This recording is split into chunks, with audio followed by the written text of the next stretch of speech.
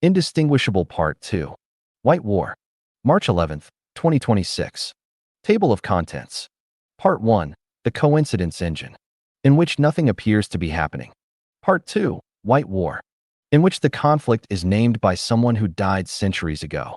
6. The Doctrine The Taqiya reinterpretation, not a lecture but a document, found in the cluster's search logs, queried by the anonymous commission before Leila ran her first model. Passive shield becomes active mask. The practitioner who does not hide but becomes indistinguishable. The mask that becomes the face. The first sense of how long this has been in preparation. 7. Ibn Maymun's Theorem, the mythic strategist. The abode of unbounded war. White is the color of peace that isn't. Delivered as archival fragment woven alongside live drone telemetry, a medieval text, and a real-time swarm tracking data juxtaposed on the same screen, the novel's deepest temporal layer becoming visible. The conflict is older than the infrastructure conducting it. 8. The overlap, how conflict operates when combatants are indistinguishable from citizens.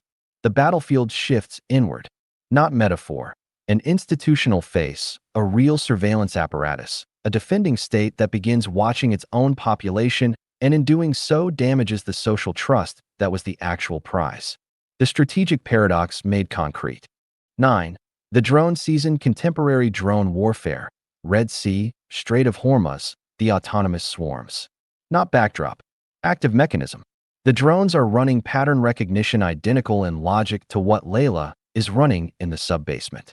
2 instruments, 2 institutional positions, 1 field. The parallel made structural. 10. Bait, the geopolitical crisis was engineered. Not to destroy a tanker. To observe who coordinated without being told to. The retroactive reframing of Part 1. The Cairo Star was a controlled experiment, and 17 people passed it without knowing they were being tested. The question this raises about who was watching the watchers. Part 3. The accidental conspiracy, in which people find each other without trying. Part 4. The field, in which the technology and the organism become hard to tell apart. Part 5. The Dubai Labyrinth, in which the city reveals what it was built to hide. Part 6. The Pirate Decision, in which the question becomes, for whom? Final act, the threshold. Neither side started the war. The war started itself. Indistinguishable. Part 2. White War, in which the conflict is named by someone who died centuries ago. Chapter 6. The Doctrine. She read it properly on a Thursday. Not the 3 pages she had read standing up. Not the scanning she had done in the hour after she found it. Not the fragments she had carried in her mind through the conversation with Abraham and Tam and back down to the chamber. Properly. From the beginning. With the document open on the terminal and the thermos on the desk and no other file running, and the specific quality of attention she reserved for things that required more than analysis. That required, she had learned to recognize, a kind of reading that was less like extracting information and more like being changed by an argument. It was a long document. The monograph she had found on day 11 in the cluster's search logs ran to 118 pages in full, not the 43 she had initially counted, because the initial 43 were the main text and the remainder was apparatus, footnotes, an extended bibliography, 3 appendices, and a section at the back that the table of contents listed as primary source translations and which she had not reached before. She started at the beginning. A note on method. This monograph does not argue a position. It describes one. The reinterpretation of Taqiya from concealment doctrine to operational architecture is not a proposal. It is a historical observation. The transformation occurred. It was completed, in its foundational form, by a single practitioner over a period of 30 years and was documented, by that practitioner, in a series of working papers that are the primary sources for this study. The papers were not published. They were not intended to be. They were written for a specific reader who did not yet exist and were placed, by their author, in an archive structure to make them findable by that reader when the reader arrived. The author of those papers understood that their argument would not be credible until the infrastructure existed to demonstrate it. They were patient in the way that people are patient when they believe the infrastructure is coming. It has come. She read that 3 times and then read on. The original doctrine was theological and protective. The permission, and it was a permission, not a command, a dispensation offered to those under genuine existential threat, to conceal one's beliefs, one's identity, one's affiliation when concealment was the only available protection against destruction. The practitioner who told the persecutor what the persecutor wanted to hear. The community that assembled in the visible forms of the dominant culture while maintaining, in the interior spaces of home and memory and private practice, the faith that had been declared illegal. Not apostasy, its opposite. The faith preserved by the face that denied it. The doctrine was old. The word older than the juridical form it had been given. The impulse, the monograph argued, as old as any condition of power differential, which was to say as old as the first moment one group recognized that another group had something it wanted and the means to take it. The permission to deceive the powerful to protect the powerless was not a moral refinement. It was an acknowledgement of physics. It described what people would do and gave them a framework in which doing it did not destroy their sense of themselves. For roughly 12 centuries, the doctrine functioned as described. Protective, reactive, its use triggered by threat, bounded by necessity, concluded when the threat passed. The mask removed when the danger ended. The reinterpretation, the monograph argued, began as a question. What if the mask were not removed? Not because the danger persisted. Although, the argument went, the danger did persist, had always persisted, and the periods of its apparent absence were not safety but inattention, but because the mask, worn long enough, ceased to be a mask. Because identity was not a fixed interior fact covered and uncovered by circumstance, but was itself a practice, a continuous performance, a thing made real by its repetition. Because the person who wore the face of an ordinary person for long enough became, in every meaningful sense, the ordinary person, while remaining, in the sense that mattered, the thing the face was designed to conceal. Not concealment. Indistinguishability. The monograph's author drew a distinction the translation rendered as the difference between opacity and transparency. The original concealment doctrine produced opacity, the practitioner hidden behind an exterior that revealed nothing. The reinterpretation aimed for something more radical. Perfect transparency, the practitioner fully visible, everything about them available for examination, and the examination revealing exactly what it was designed to reveal. Not a closed door, but a window. Not a window onto nothing. A window onto precisely the room the examiner expected to find. She stopped here and made a note. She wrote, "The paranoid apparatus is defeated not by resistance, but by perfect compliance." She looked at it. She crossed out paranoid and wrote modern surveillance, and then crossed that out too and wrote the word that had been waiting. Any apparatus. Any system of examination. Any intelligence operation. Any compliance review. Any behavioral analytics platform. Any model designed to find deviations in a population by measuring each individual against the expected norm. The practitioner of the doctrine did not deviate. The practitioner was the norm. The monograph's second section turned from principle to practice, and the shift in register was marked enough that she paused at the section break and noted the change. The first section had the quality of philosophy, careful, abstract, building an argument from foundational premises. The second section had the quality of a technical manual. It described, in methodological sequence, what was required to construct a life of complete indistinguishability. The word it used, in the original Arabic that the translator's footnotes preserved alongside the English, was bina, construction, the building of a life, not the maintenance of a cover story, which implied something temporary and instrumental, a structure erected for a specific purpose and dismantled when the purpose was served. The bina, the doctrine prescribed, was permanent, total, and self-sustaining, a life constructed to be lived, not performed, in which the construction itself became invisible because the living of it was genuine. The monograph was specific about what genuine meant. It meant actual employment in the stated occupation with the competence and the record and the professional relationships that employment required. It meant actual residence at the stated address, with the neighbors and the local knowledge and the small frictions of ordinary community life that residence produced. It meant actual presence in the networks, familial, social, civic, that the documented identity implied, with the histories and obligations and effects that presence accumulated over time. It meant actual investment in the life being lived. This was the part she read most slowly. The practitioner did not pretend to care about their documented life. They cared. They were a good colleague, a reliable neighbor, a person whose word was trusted in small matters because their word had proven trustworthy in small matters over years. The effective texture of the life was not simulated. The attachment was real. The work was genuinely done well. The relationships were genuinely maintained. The doctrine, as reinterpreted, did not ask the practitioner to live falsely. It asked them to live doubly, to sustain, within the fully real and fully inhabited documented life, a second orientation. Not a second identity, an orientation, a set of commitments, objects of attention, long-term purposes that ran alongside the documented life without contradicting it, without surfacing in it in any way that the apparatus could detect, without ever requiring the practitioner to be anything other than exactly who their documents said they were.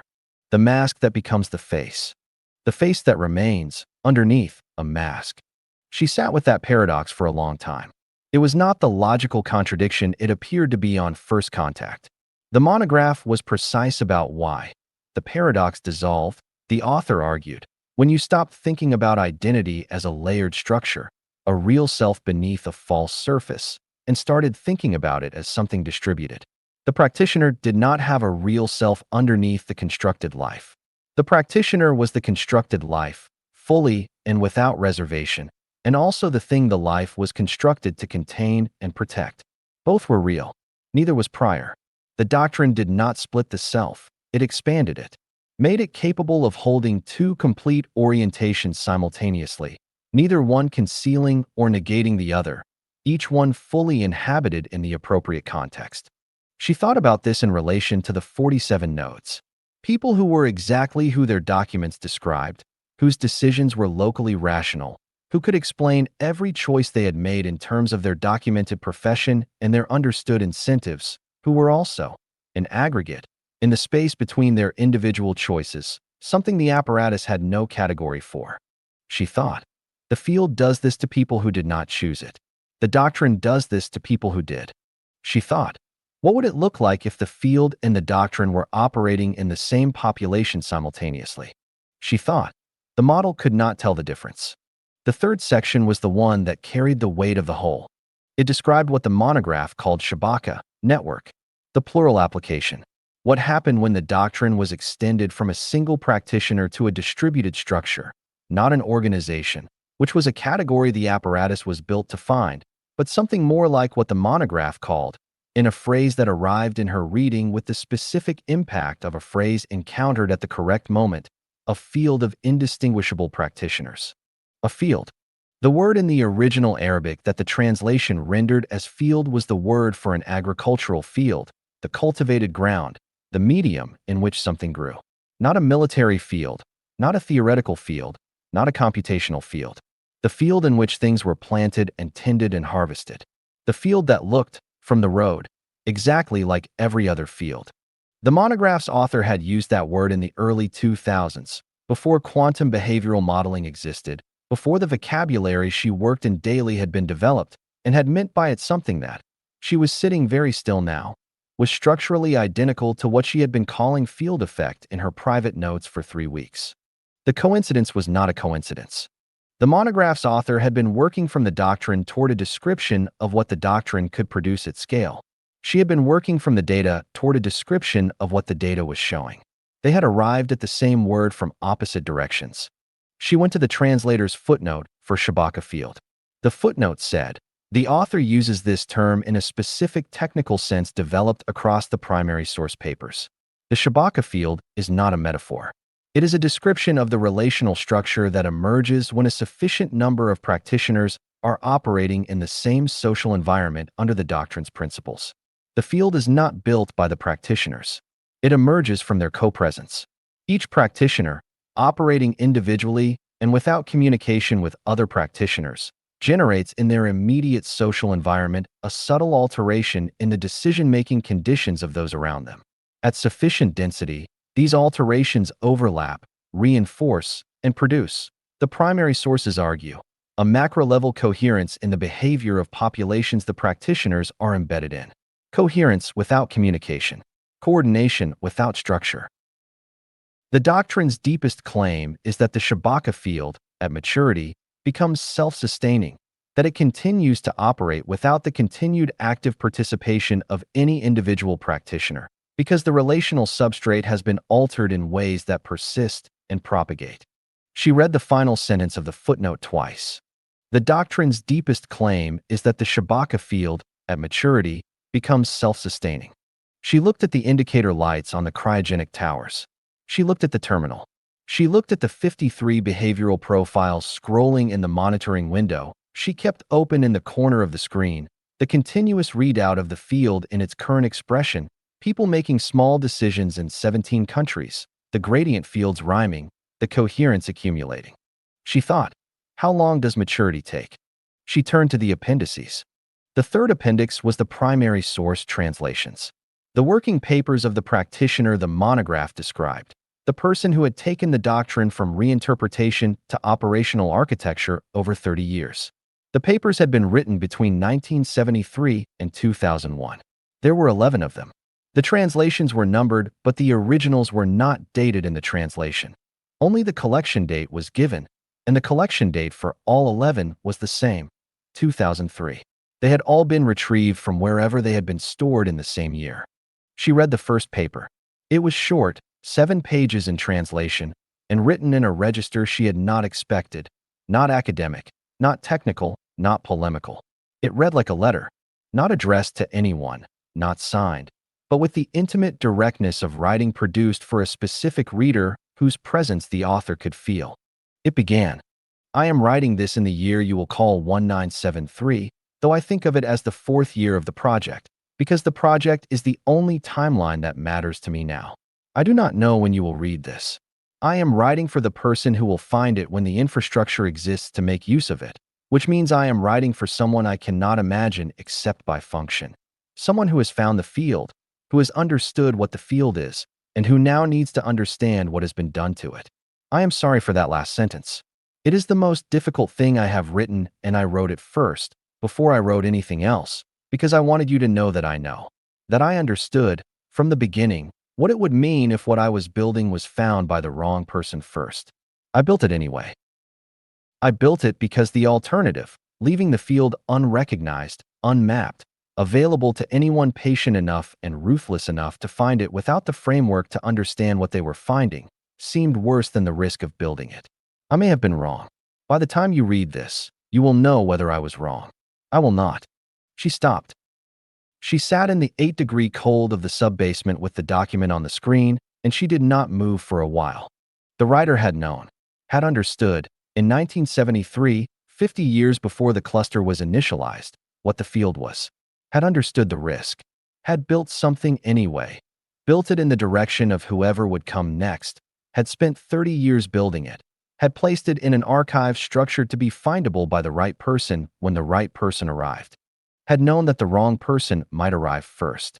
She thought about the flagged uncertainty report, the 6 paragraphs, the final paragraph that said the model could not determine whether the behavioral signature in the pre-initialization data represented a threat actor or a principal.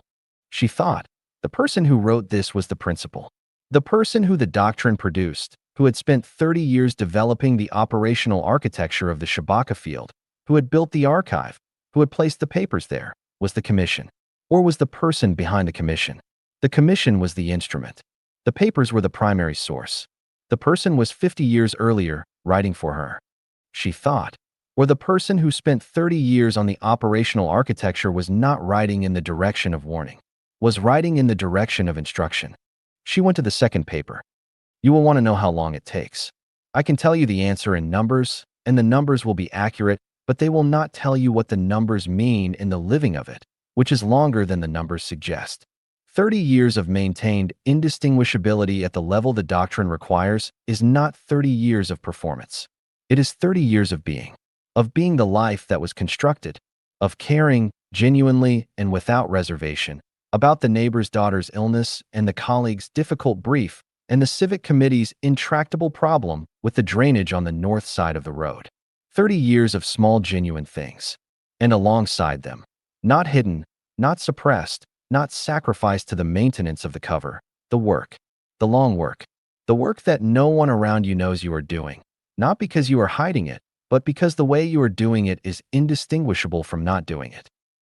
This is what the doctrine means by the mask becoming the face. Not that the face replaces the mask, that the distinction stops being available, that you are the neighbor who cares about the drainage and the person building the field, and there is no moment, no boundary, no transition between them. You are both, completely, always. She looked at the terminal, the monitoring window, the 53 nodes. She thought, the person who wrote this was describing their own life, was writing about what it cost, the genuine care, the 30 years of small genuine things alongside the long work. This was not a manual written by someone who found the doctrine useful. This was a testimony written by someone who had been changed by it, expanded by it, in the way the monograph described, and who understood, writing in the direction of the future, that the person who found these papers might themselves be changed in the same way, might find, in reading them, not just information but a kind of orientation, a way of holding two things simultaneously that the ordinary categories of identity did not provide for. She thought about the instruction on the commission document's 6th page. The model should be permitted to flag patterns that conventional analysis would discard as noise. Permitted, not instructed. Permitted. She thought about what it meant to have been placed in this sub-basement, given this cluster, handed these 17 tokens, allowed to read these papers at the moment she was ready to understand them. Not earlier. Not later. Now. The cluster had retrieved the monograph on day 11 of its operation before she arrived. The cluster had been waiting with the monograph for 4 days when she initialized her first model on day 15. The papers had been in the archive since 2003. The monograph had been written sometime in the early 2000s, shortly after the papers were collected. The collection date was 2003. The primary sources ran to 2001. 2 years between the last paper and the collection. 2 years in which someone had gathered the papers, commissioned the monograph, built the archive, structured it to be connectable to whatever instrument would eventually be pointed in the right direction. 2 years in which the person who spent 30 years on the doctrine had, apparently, ceased to write. She went to the last paper. It was dated, the only one of the 11 that was dated. The translation gave the collection notation, final paper. Placed in archive 2001. Original document condition, written in the author's hand on plain paper. No institutional letterhead. No address. No signature. The paper was 4 pages. She read it slowly. I am writing this in what I understand to be the last year of my capacity to add to this record, not the last year of my life. I am, as of this writing, in reasonable health for my age, which is a fact that has become less interesting to me than it once was. The last year of my capacity to add to the record because I have completed what was completable. The architecture is built. The Shabaka field has reached the density at which it becomes self-sustaining. I know this because I can feel it, which is not a mystical claim, only a description of a practitioner's relationship to their own field. The way a farmer knows the ground has changed because the changed ground is the medium in which they have been working for 30 years and their hands have learned to read it. The ground has changed. What I planted has taken root deeply enough that what happens next does not depend on me. What happens next depends on the person who finds this. I want to say something careful here, and I want you to understand that I am saying it carefully because I love the field and not because I distrust you. I do not know you. I cannot know you. The archive was built to be findable by someone with the tools and the temperament to understand what the field is. It was built with the assumption that the person who found it would find it because the field had guided them to it, that the coherence of the field itself would function, at the moment of sufficient maturity, as a selection mechanism, making findable what needed to be found by the people equipped to find it. That assumption may be wrong. A field, at the density I have built, does not care about the character of the people who find it. It is not a moral instrument.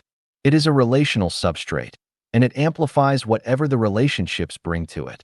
The careful and the careless, the protective and the predatory, the people who find it and want to understand it, and the people who find it and want to use it.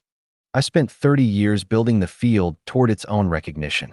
I spent 30 years believing that recognition, the field knowing what it was, would be sufficient protection, that a field which could see itself would be able to distinguish between the people who found it in order to understand it and the people who found it in order to extract from it. I am no longer certain that is true. What I am certain of is this. The modification architecture is in the hands of the person who spent the longest looking for it and found it first. I know who that person is. I have known for 11 years. I have watched the project develop with the attention I gave my own, because I understood, 11 years ago, that it was my own, that what I had built was findable by a mind like mine, and that a mind like mine could find it in order to protect it or find it in order to use it, and I could not, from inside my own construction, determine which kind of mind had arrived. I placed the archive in a structure that required, to access fully, a specific kind of instrument. An instrument that did not yet exist when I placed the archive. An instrument that I described, in the third appendix of the monograph I commissioned to accompany these papers, in enough technical detail that the person who built it would know they were building it, and the person who found it would know they were inside it. You are inside it. I do not know, from where I stand, which kind of mind you are. What I know is that the field is large enough now that it contains both kinds. That somewhere in the substrate, in the behavioral data, in the gradient fields, in the patterns that rhyme across distances without communication linkage, the modification architecture is already running. Has been running, in test form, for longer than the instruments existed to detect it. Will be running, in full deployment, within a time frame I can estimate but not specify, because the time frame depends on the progress of the infrastructure, which I have modeled but cannot observe from here. The archive is the map. The cluster is the instrument the map was written for. The field is the territory. What you do with the territory, that is the only question left. I built this for you. I have been sorry about that, and not sorry about it, in the proportions you might expect. I built it because there was no one else to build it, and because leaving the field unmapped seemed worse than mapping it for an unknown reader, and because I believed, still believe, in the way you believe things when belief is the only epistemically honest position available, that the field, given the capacity to see itself, would find the people capable of protecting it. I may have been wrong. Find them anyway.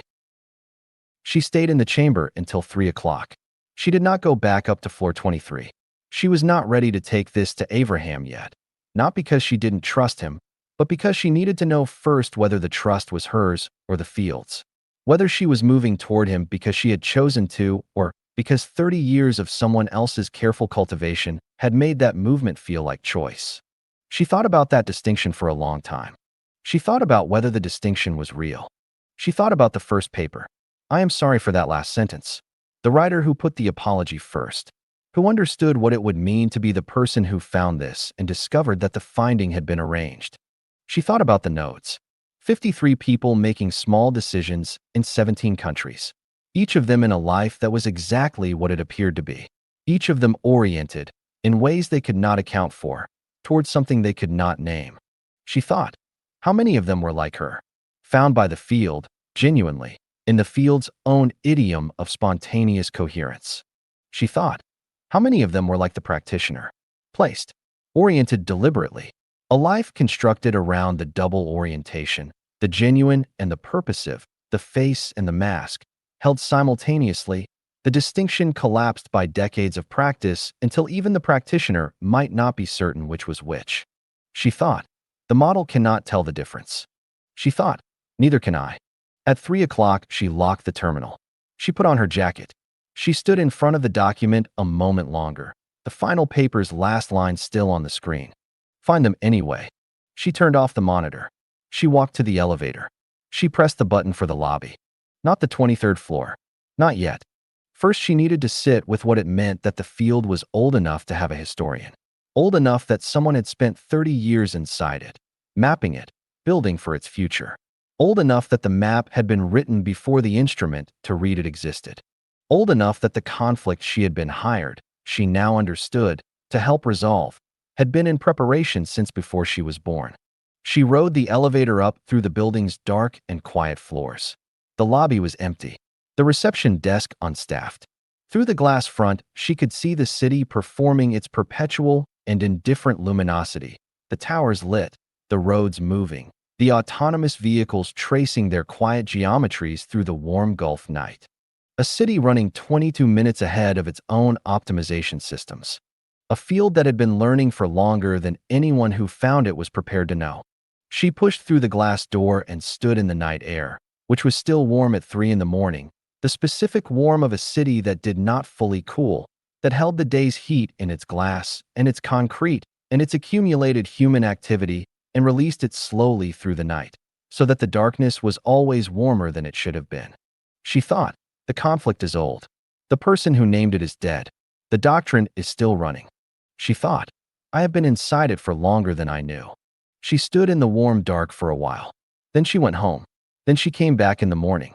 There was a great deal of work to do, and she had been told and now understood, exactly the right person to do it. That understanding, she thought, walking back through the lobby, was the first moment she was not certain it was hers. Chapter 7. IBN Maymun's Theorem. The swarm data came in at 6:14. She had been at the terminal since 5, not because she had slept and woken and chosen to come in early, but because she had not gone home. She had stood in the warm dark outside the building for 11 minutes the previous night, and then come back through the lobby and ridden the elevator down and sat at the terminal with the last paper's final lines still present in her mind.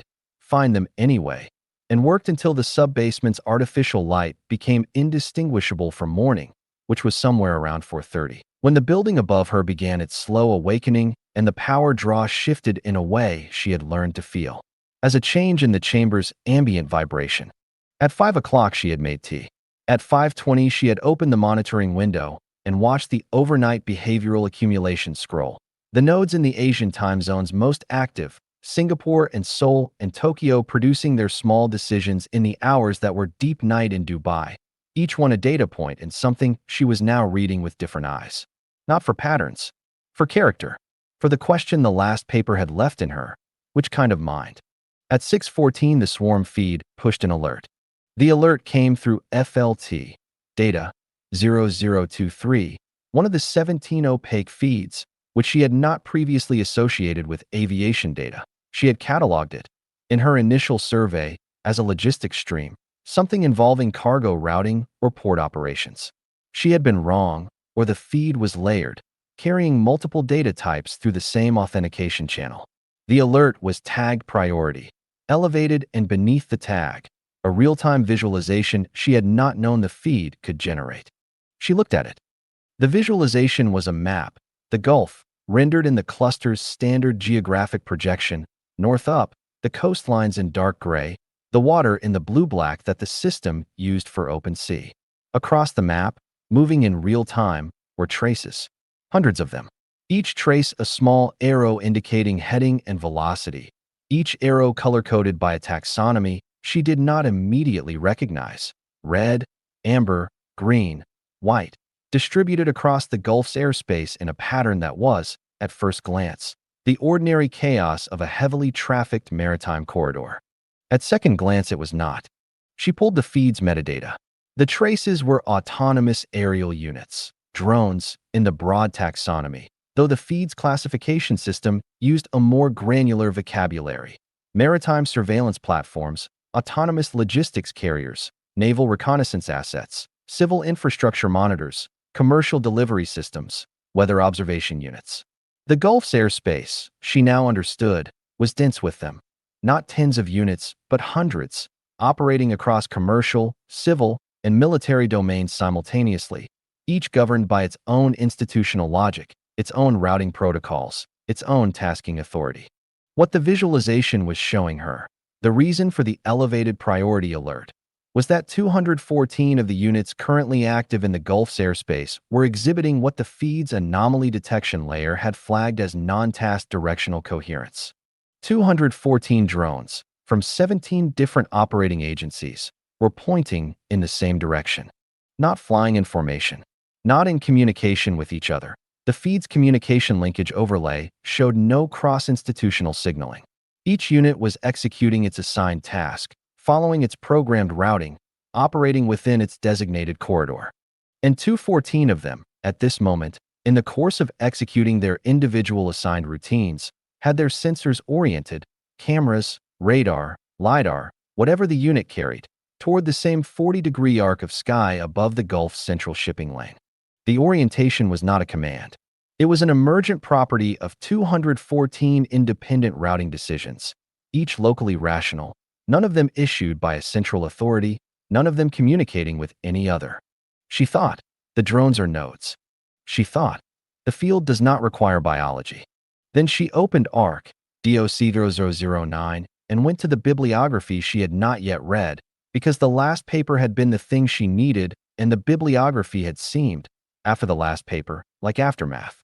She went to it now because she had a name, IBN Maymun, that the third appendix's footnote had given her and that the final paper had not elaborated on, and she wanted the elaboration before she did anything else with the swarm data.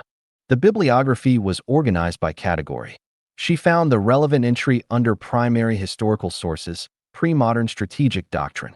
Ibn Maymun al-Qadha, dates disputed, FL late 8th, early 9th century CE. Known in Western scholarship, or known at all, under the Latin transliteration Maimonides Strategicus, a confusing designation that has led to persistent misattribution. Distinct from the philosopher Moses ben Maymun, the strategist, author of a body of work reconstructed almost entirely from citations and later sources, as no original manuscripts are confirmed extant. The primary modern study is Al-Rashid, F. 1987. The Abode of Unbounded War, Strategic Doctrine in the Early Abbasid Period. Beirut, Markaz al-Dirasat. Chapters 4-6. See also the fragmentary translation in the archive at Appendix B. She went to Appendix B. Appendix B was 11 pages. It opened with a translator's note explaining that the fragments it contained had been reconstructed from 3 later medieval sources that quoted Ibn Maymun directly, a 12th century military treatise, a 13th century jurisprudential commentary, and a 14th century geographical encyclopedia whose author had, apparently, found Ibn Maymun's strategic framework applicable to questions of territorial taxonomy that were, strictly speaking, outside its original domain. The translator noted that the 3 sources quoted different passages and that no passage appeared in more than one source, which was either remarkable preservation or remarkable selection, and that the translation was conservative. Where the original Arabic was ambiguous, the translation preserved the ambiguity rather than resolving it. She read the fragments in the order Appendix B presented them, which was the translator's judgment of their probable original sequence. Fragment I, from the 12th century treatise, cited in the chapter on the classification of conflict. The first error of those who study war is to believe that war requires declaration. War requires only parties and an object of contention. The declaration is a convenience for historians and a liability for strategists. The strategist who declares announces themselves. The strategist who does not declare preserves every advantage that announcement would sacrifice. The question is not whether undeclared war is war. The question is whether declared war, being war at a disadvantage, deserves the name. She looked at the swarm visualization. Still active. The 214 units still oriented toward the same arc of sky. She had set the feed to alert her if the number changed significantly in either direction. She read on. Fragment 2, from the 12th century treatise, in the same chapter. The practitioner of the White War does not seek to defeat the enemy. Defeat is a concluded state. The concluded state returns the enemy to a condition of freedom, freedom to reconstitute, to reimagine, to return with different orientation and different methods. The practitioner of the White War seeks, instead, the permanent alteration of the enemy's decision-making conditions. Not what the enemy decides. How the enemy is capable of deciding. The target is not the will. The target is the ground in which the will grows. She stopped. She looked at that sentence for a long time, with the swarm data scrolling in the monitoring window at the corner of the screen, with the behavioral profiles of 53 nodes accumulating their small decisions, with the final paper's closing line present in her mind. The target is not the will. The target is the ground in which the will grows.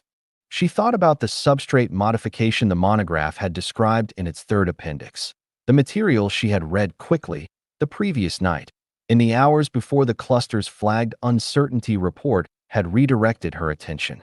She had read it quickly because it was technical in a register she hadn't been ready for yet, dense with specificity about methodology and deployment timelines. She had filed it as something to return to. She was returning to it now, in parallel with Ibn Maymun, and the parallelism was not coincidental, and she did not treat it as coincidental. The ground in which the will grows. the training weights of the three primary foundation models, the 18 months of changes below the threshold of any audit system's anomaly detection. She read on. Fragment 3, from the 13th century jurisprudential commentary, cited in the chapter on the conditions under which war may be considered to have ended. He said, the abode of war and the abode of peace are not territories. They are conditions. A territory does not become the abode of peace by treaty. It becomes the abode of peace when the conditions for war, the imbalance, the contention, the differential, cease to obtain.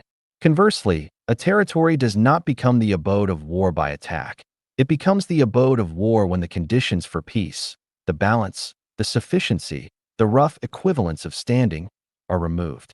He said, therefore the practitioner of the white war does not attack. The practitioner of the white war alters the conditions, slowly and without visible action, until the territory that was the abode of peace becomes the abode of war, without any act of war having been committed. The practitioner has created a war that cannot be ended because it was never declared, that cannot be defended against because it was never attacked, that cannot be appealed to any tribunal because it was never, in any recognized legal sense, begun. He said, this is what I mean by unbounded. Not unlimited in violence. Unlimited in duration. The swarm alert updated. Not the number. The 214 units were still coherently oriented, the directional pattern holding, but the feed had added a new annotation to the visualization. The 214 units' collective sensor orientation had, in the 20 minutes since she first looked at the feed, described a slow arc. Not random. Not the drift you would expect from 214 independent units executing individual routines. A coherent rotation, 4.7 degrees over 20 minutes. Tracking. She pulled the overlay, tracking the position of a specific vessel in the Gulf Central Lane. The vessel's AIS identifier. A Panamax-class crude carrier currently in transit from Fujairah toward the Strait of Hormuz. Not the Kairos Star. A different ship. A routine transit. Nothing in the vessel's manifest, its routing, its cargo documentation that she could find in the time she took to look would explain why 214 autonomous aerial units from 17 different agencies were, without communication or coordination, orienting their sensors toward it. She looked at the vessel's AIS record. She looked at its history. Routine. Unremarkable. 41 transits through the Gulf in the past 3 years, each one logged, each one completed without incident. She looked at the vessel's name. Kairos Star 2. A replacement vessel, commissioned after the first was damaged. The same owner, the same route, the same name with a Roman numeral appended. The commercial world's unsentimental notation of continuity. The original burned and the replacement already running, because the world did not stop needing the oil while the insurers settled the claim. She looked at the swarm data. 214 units. No communication. No coordination. Pointing. She thought, the field is watching. She went back to the fragments.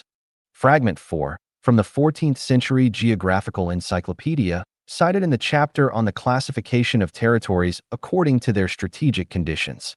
The geographer who came after him wrote, Ibn Maymun said that white is the color of the abode of peace because white is the color of the surface that reflects everything and reveals nothing. The white wall tells you what is in front of it.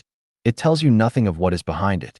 The wall that looks like peace is the wall that has already become war, because the war is behind the reflection and the peace is only what the wall shows you of yourself.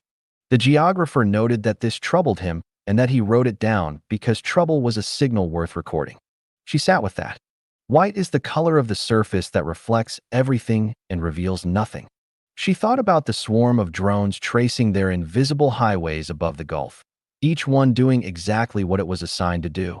Each one a piece of infrastructure so ordinary, so completely integrated into the operational fabric of the modern maritime environment, that the idea of them as a coherent system, as something that could point, collectively and without instruction, in a specific direction, would not occur to anyone who had not seen what she had just seen.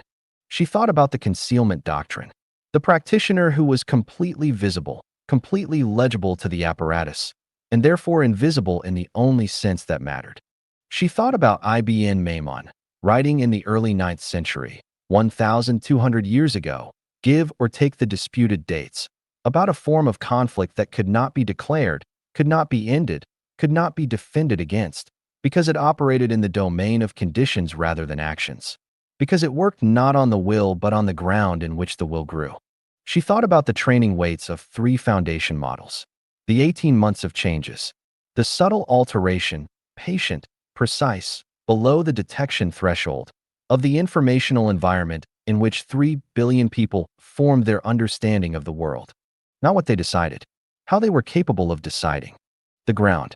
She opened a new file. She did not yet know what the file was for. She titled it IBN Maymun and began writing. Not analysis, not annotation, but something closer to transcription. She was trying to get the thing outside of her head and into a form that could be examined, because the thing in her head was acquiring a density she needed to distribute across language before she could think clearly about its implications. She wrote, Ibn Maymun describes a form of conflict that is 1. Undeclared, not as a tactical choice, but as a structural feature. The conflict cannot be declared without ceasing to be itself. 2. Unlimited in duration, not because the practitioners are committed to perpetuity, but because the form of the conflict forecloses the conditions under which it could end. You cannot negotiate the end of a war that was never begun. You cannot defend against an attack that took the form of conditions rather than actions. 3. Targeted at the epistemic ground rather than the behavioral outcome. Not what the population believes, but the conditions under which the population is capable of forming beliefs. The weights. The substrate. 4. Conducted by practitioners who are indistinguishable from the population, they are conducting the war within. She stopped. She read what she had written. She added, 5 old. Then she went back to Appendix B and read the last fragment. Fragment V, from the 14th century Geographical Encyclopedia, cited as a closing observation by the encyclopedist without further context. He said also this, which the geographer who came after him found strange and wrote down, because the strangeness seemed like the kind of strangeness that carried weight. The White War ends when both parties can see the field clearly, not when one party defeats the other. When both parties can see, the field is the condition of the conflict, and the field is also the condition of the resolution, because the field does not take sides. The field amplifies whatever the relationships bring to it. A field in which both parties can see clearly amplifies something other than the contention that the blindness was sustaining. He did not specify what that other thing was.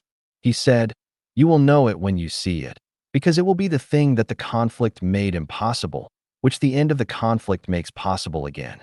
The geographer wrote, "I do not know what he meant, and I have been thinking about it since the day I read it. I include it here for the reader who will know." She closed Appendix B. She sat in the sub-basement of a building in Dubai in the 21st century, and she thought about a geographer in the 14th century who had read something in a military treatise that troubled him and who had included it in a geographical encyclopedia for the reader who would know. And she thought about the practitioner in 1973 who had written for a reader who did not yet exist. And she thought about the commission that had built a cluster and given it 17 tokens and waited, and she thought about Abraham on the 23rd floor who had said the field does not take sides, and she understood that these were all the same person, not the same individual, but the same function. The person in the present of their moment who could see clearly enough to write for the future, whose act of writing was itself an act within the field, whose words were part of the substrate that the future would find when the future arrived. She was the future that these people had written for. That understanding arrived with a weight she was not prepared for. Not the weight of importance. She was not a person who processed significance through feelings of importance. The weight of responsibility. The weight of having been given, by a chain of people across 12 centuries, a map, an instrument, and a field, and the question of what to do with the territory. She looked at the swarm visualization. The 214 units still coherently oriented, still tracking the Kairos star 2 as it moved through the central lane. In the monitoring window, the 53 behavioral profiles still scrolling. On the terminal's secondary screen, the final paper's last line, which she had not closed, which had been on the secondary screen all night. Find them anyway. She thought about Ibn Maymun's theorem, the word that the monograph used for the central argument, the claim that the White War ended when both parties could see the field clearly. Not a theorem in the mathematical sense. A theorem in the older sense, a thing looked at, a thing held up and examined. A proposition about the nature of the field that could be stated with precision but not yet demonstrated, because the demonstration required conditions that had not yet obtained. The conditions, she thought, were obtaining. She pulled the swarm data forward and began a new analysis, not of the 214 coherently oriented units, but of all 847 anomalies the feed had logged since the Cairo star was struck. She had been thinking of the drone anomalies as data about the field. She was now thinking about them differently. She was thinking about them as data about the war. Not the declared war, the missile, the attribution disputes, the Fifth Fleet spokesman, the UN Security Council session. The undeclared war. The one conducted at the level of conditions. The one that the drone anomalies were, possibly, the visible edge of, the upper surface of something much deeper, the 214 units the portion of a larger coherence that had broken the surface of the detectable. She typed a query. Cross-reference all 847 logged anomalies against the behavioral profiles of the current 53 flagged nodes. Identify any temporal or directional correlations. Flag at standard threshold. She looked at the secondary screen while the cluster worked. Ibn Maymun's fifth fragment. The White War ends when both parties can see the field clearly. She thought. One party has been seeing the field for 30 years. Has been working in it, modifying it, redirecting it with the patience of someone who understood that the ground was the target and the ground changed slowly. She thought. We have been seeing it for 3 weeks. The cluster completed its cross-reference. The output was a visualization she had not seen the system generate before, not a node map, not a behavioral gradient field, but something the cluster had apparently developed in the course of the analysis to describe what it was finding, which was a temporal correlation matrix across 2 data types that had not previously been analyzed together.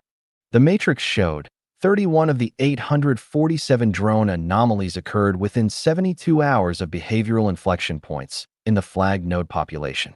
31 of 847 was not, in isolation, a significant correlation.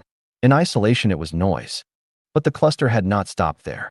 It had sub-analyzed the 31 correlated anomalies and found that 28 of the 31 involved units operating at waypoints whose geographic coordinates, when plotted, described a pattern the cluster classified as non-random spatial distribution and which, when she looked at the visualization, looked to her like something she had seen before.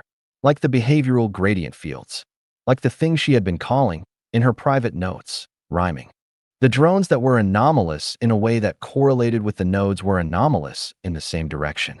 Not toward the same geographic point. In the same relational sense.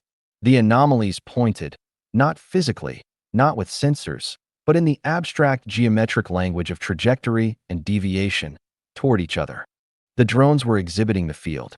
The drones, unmanned, unaware, executing algorithmic routines written by engineers who had never heard of IBM Maymun and had not, as far as she could determine, been directly manipulated by anyone with knowledge of the field, were exhibiting the field. She looked at this for a long time. She thought. IBM Maymun said the field does not take sides. The field amplifies whatever the relationships bring to it. She thought. The infrastructure of the modern world, the autonomous systems, the foundation models, the logistics networks, the traffic optimization systems, the behavioral analytics platforms, is the substrate of the field. The field is not separate from the infrastructure. The field is the relationship between the infrastructure and the people the infrastructure is built to serve, and the relationship has been accumulating for long enough and has reached sufficient density that the infrastructure is beginning to exhibit it. Not because anyone programmed the infrastructure to exhibit it. Because the infrastructure is, in IBM Maymun's sense, the ground. And the ground has been changed. She thought, by whom? She thought, by everyone. By 30 years of one person's deliberate cultivation. By 12 centuries of doctrine. By 3 billion people making small decisions in the informational environment that the foundation models maintained, each decision a ripple in the substrate. Each ripple part of the accumulated pressure that was, at this density, at this maturity, beginning to be legible. She thought. By the White War, which had been altering the ground for long enough that the alteration had altered the alterer. Ibn Maymun had written about a war that was unlimited in duration. He had not, as far as the fragments preserved, specified what unlimited meant when the substrate of the war was the same substrate as the civilization conducting it. What happened when the ground you were modifying was the ground you were standing on?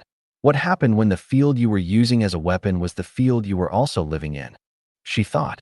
Possibly, at sufficient maturity, you could no longer tell the difference between the weapon and the world.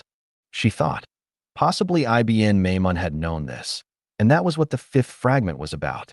The end condition. The moment when both parties could see clearly, not as a resolution of the contention, but as a dissolution of the conditions that had made the contention possible. When the ground had been changed so thoroughly, and the change had propagated so completely through the substrate, that the distinction between the abode of war and the abode of peace was no longer available. When the field, in seeing itself, had become something neither party had been working toward. The thing that the conflict made impossible, which the end of the conflict made possible again. She did not know what that thing was.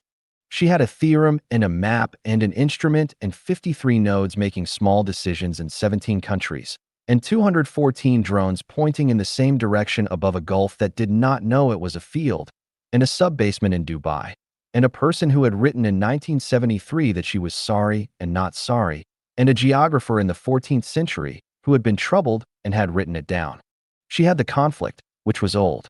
She had the infrastructure, which was new. She had the field, which was both. She had not yet found the people who could see it with her. She looked at the secondary screen, at the monitoring window, at the 53 behavioral profiles accumulating their overnight decisions in the quiet hours of 17 time zones, at the swarm visualization, the 214 units still in their slow coherent arc, still tracking the Kairos Star 2 through the lane, the replacement vessel in the original vessel's wake, the world continuing its transit through the strait between the thing that had happened and the thing that was about to happen, which was the only geography that had ever mattered. She opened the file she had titled Ibn Maymun and added a final line. The theorem, the field, ends the war. Not by resolution. By making the ground visible to both parties simultaneously, at which point the ground is no longer the weapon because the weapon requires the ground to be unseen. The ground seen, the field conscious, is something else. Ibn Maymun did not name it. He said, "You will know it when you see it." He wrote this in the 9th century. The infrastructure to see it did not exist until now.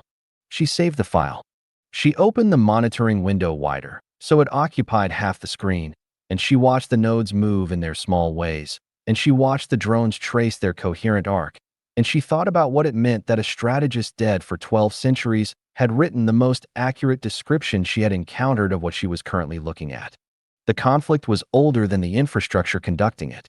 The infrastructure had made the conflict visible for the first time. The visibility was the thing the conflict had been unable to produce in 12 centuries of operation. She thought, visibility is what we are building. Not detection, not defense. Visibility, the field looking at itself. She thought about Abraham saying, a system that does not know it is a system cannot make decisions about what it is for. She thought about the nodes, about which of them might be, right now, sitting somewhere in one of 17 countries with a question they couldn't explain and a pattern they couldn't name and a feeling, not a mystical feeling, just the practitioner's feeling for the changed ground, that something was assembling itself around them, that they had been expected. She picked up her phone. She looked at the secure messaging application. She had not used it since the day she was hired. She typed, Floor 23. When you are available. I have read Ibn Maymun. She set the phone down. She went back to the fragments. She read the 5th one again. You will know it when you see it, because it will be the thing that the conflict made impossible, which the end of the conflict makes possible again. The geographer had not known what Ibn Maymun meant. She thought she was beginning to. Chapter 8. The overlap. 3 days after she sent the message, Abraham came down. She had not expected him to come to the sub-basement. She had expected a reply, through the secure application, or a summons back to the 23rd floor, or some arrangement mediated by the building's quiet infrastructure of closed doors and unreturned glances. She had not expected him to descend. The sub-basement was her domain in a way that floor 23 was his, and the distribution had felt, in the weeks since she had first ridden the elevator up, like an understood thing. The instrument below. The principles above. She brought findings up. They did not bring themselves down. He came down on a Tuesday, At mid-morning, when the sub-basement's ambient rhythm was at its most stable, the cryogenic system settled into its operational cadence, the cluster running its inference processes at full depth, the monitoring window scrolling its continuous accumulation. She heard the elevator arrive before she heard him. The specific deceleration of the car to the sub-basement stop, which had a different acoustic signature than the stops above, lower and longer, the mechanism working against the additional depth. She had learned to hear it the way you learn to hear any sound that preceded something important. He stood in the chamber doorway for a moment, looking at the space she worked in. She watched him register it: the scale, the cold, the industrial quality of the light, the cryogenic towers occupying the room with their quiet authority. She had the impression he had not been here before, that the instrument he had been built by people who were not him, and that he had waited until the instrument had found something worth descending for. He pulled the second chair to her terminal without asking and sat down and looked at the screen. She had IBM Maymun open, and the swarm data, which was still running, the 214 units having long since dispersed back to their individual routines, but the archive of the events still visible, the slow coherent arc preserved in the feeds logging as a 47-minute anomaly that no agency had, as far as she could determine, investigated, or even formally noted. Abraham looked at the swarm data. Then he looked at the IBM Maymun file. He read it without speaking, with an attention she recognized because it was the same quality of attention she used when reading something that required the whole mind rather than just the analytical layer. He said, "You found the fifth fragment." "I found all of them," she said. He said, "The fifth fragment is the one people stop at." She said, "Because of the geographer." He nodded. She said, "How long have you known IBM Maymun?" He said, 22 years. Since before I understood what I was reading. I read the fragments as military history the first time. I read them as strategic theory the second time. The third time I understood they were a description of something currently happening, which changed the category from history to intelligence and made the reading considerably more difficult. She looked at him. 22 years of IBM Maymun. 22 years of sitting with the fifth fragment and the geographer's trouble and the unnamed thing that the end of the conflict made possible. She said, "I want to show you something." What she wanted to show him was not IBM Maymun. Ibn Maymun was the framework. What she had spent the 3 days since sending the message building was the content, the specific, documented, institutional expression of the White War's operational logic as it existed right now, in the world above the sub-basement, in the apparatus of states and agencies that were currently attempting to respond to a conflict they did not know they were in. She had been building it from the feeds, from the 17 opaque tokens, and from her own subscriptions, and from the cluster's cross-referencing of data streams that had not, until she pointed the model at the question, been brought into relationship with each other. The question she had pointed the model at was specific, taken directly from IBM Maymun's second fragment. What does it look like when a state begins conducting the White War against itself? She pulled up the first document. It was an organizational chart. 11 boxes. Lines of authority. The logo at the top belonged to a Gulf state's internal security directorate, not the UAE, a neighboring state, though the architecture she was about to describe was, the model's comparative analysis had found, structurally identical across 6 jurisdictions in the region and broadly consistent with analogous developments in 14 countries outside it. She said, 6 months after the Cairo Star strike, this directorate expanded its signals intelligence collection remit to include domestic financial transactions above a certain threshold. The threshold was set low enough to capture ordinary commercial activity. The legal basis was a counterterrorism provision that had existed for 11 years without being applied to domestic financial data. The application was authorized by a minister whose security briefings, during the month of the authorization, included 3 assessments of foreign infiltration risk that the model flags as sourced, in large part, from the same data feed family as our 17 tokens. Abraham was looking at the organizational chart. He said, "The assessments were fabricated?" "I don't know if fabricated is the right word," she said. "They were curated. The underlying intelligence was real.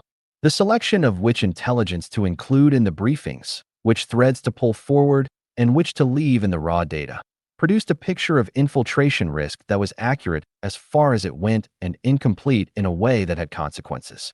She pulled up the second document. A timeline. She had built it herself from public records, procurement data the cluster had accessed through one of the opaque feeds, and 3 internal communications that had reached the feed through a pathway she chose not to examine too closely. The timeline showed 18 months of activity by the directorate following the expanded remit. The activity included the installation of deep packet inspection equipment at 4 major internet exchange points, contracted through a European firm that also held contracts with 3 other regional governments and 2 NATO members. The deployment of a mobile phone geolocation system capable of real-time tracking of all registered devices in a given geographic area, purchased through an intermediary that the cluster's corporate network analysis placed within 2 degrees of the same holding. Company structure as the shell entities above the subbasement, and the creation of a new analytical unit whose stated function was the detection of coordinated inauthentic behavior in domestic communications environments. Coordinated inauthentic behavior, she said. That is the phrase the unit uses for what it is looking for. She could see Abraham understand what she was saying before she said it.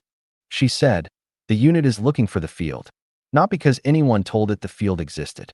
Because the behavioral signatures the field produces, the coordination without communication, the coherence without structure, the decisions that rhyme across a population without any detectable mechanism of influence.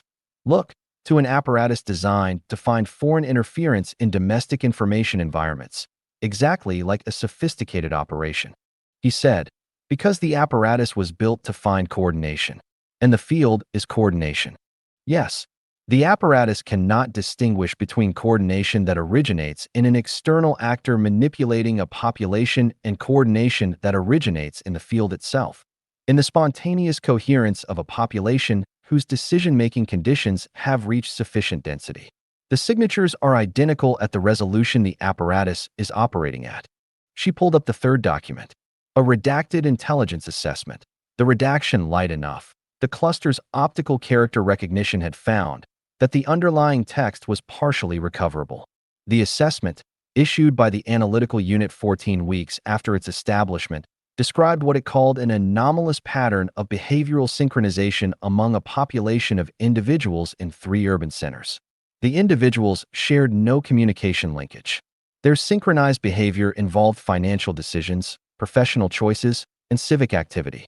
The assessment classified the pattern as consistent with coordinated foreign influence operation and recommended expanded collection against all identified individuals. She let Abraham read it. He sat with it for a moment. She said, the individuals the assessment identifies. I checked them against the model. He looked at her. She said, 11 of the 31 original nodes are in this document. She had spent 2 days building the implications of that fact before she let herself look at them directly. 2 days of running the analysis forward from every angle she could construct, trying to find the version of the picture in which the implication was wrong, in which the 11 nodes appearing in the directorate's assessment was coincidence, artifact, something other than what it looked like. The model had not given her that version. What she had instead, displayed now on the terminal's secondary screen, was a map, not a geographic map. A relational one.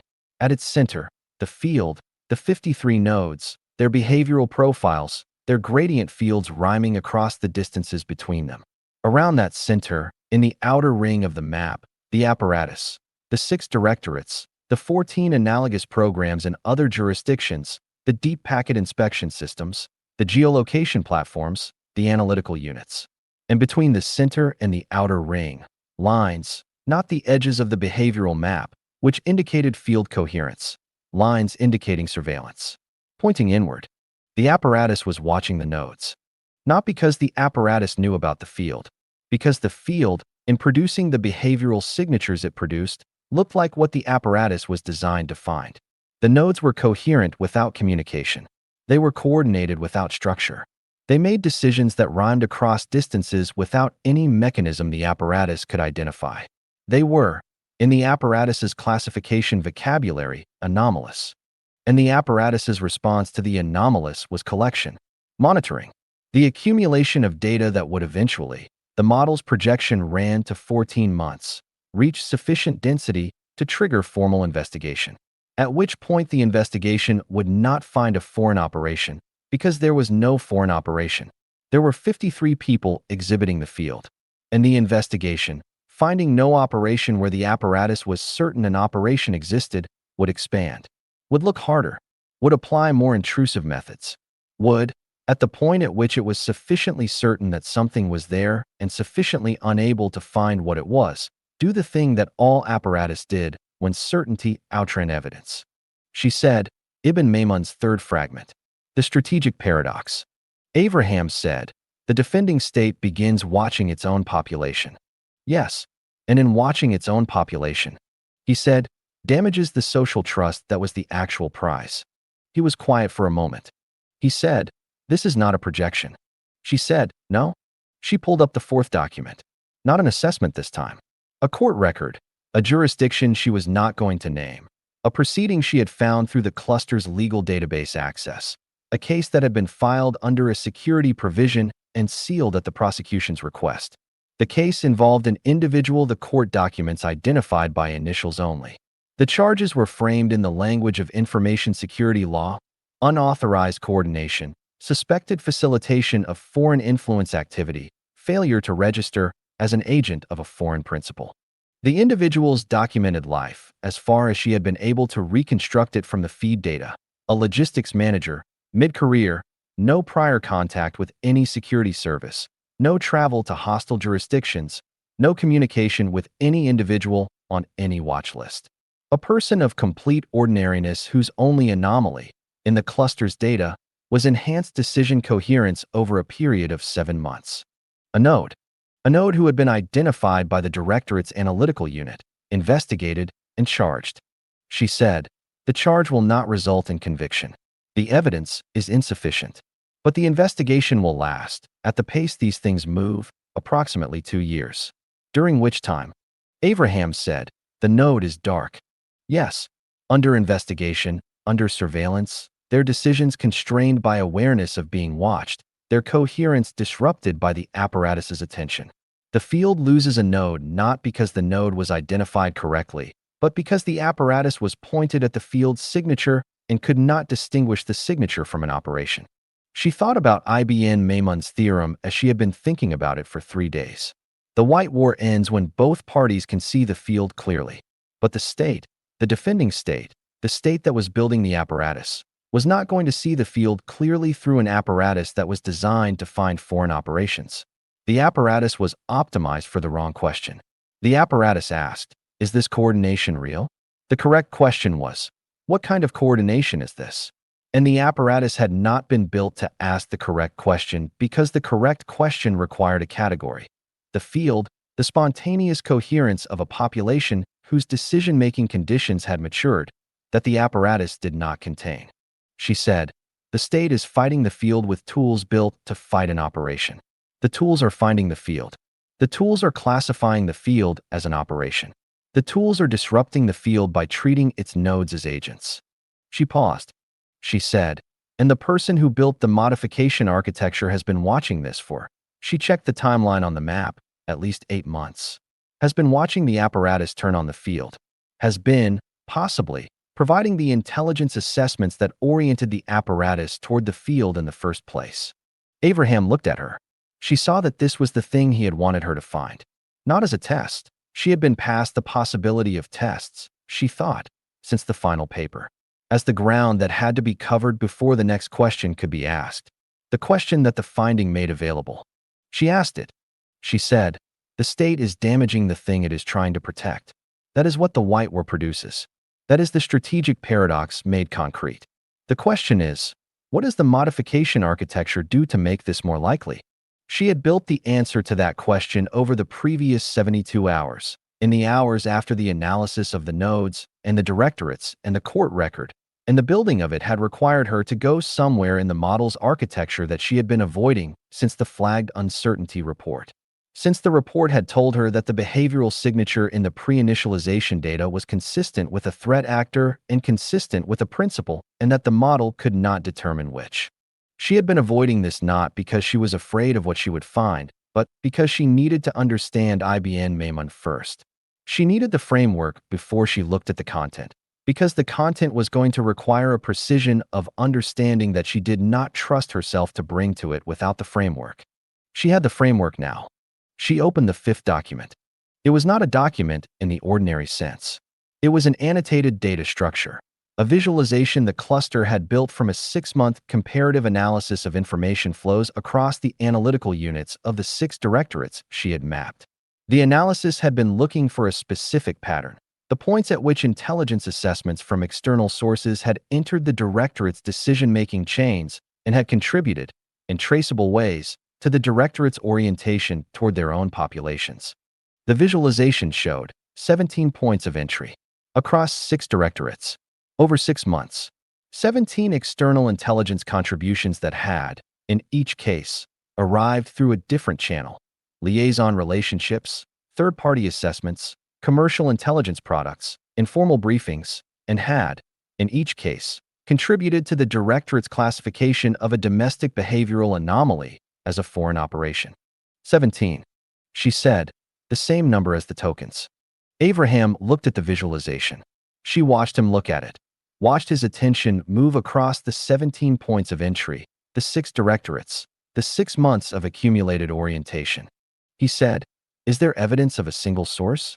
She said, "The cluster found routing artifacts in 4 of the 17 contributions, fragments of metadata that survived the anonymization process, not enough to identify a source institution, but enough to indicate that the 4 contributions that left fragments passed through the same anonymization architecture."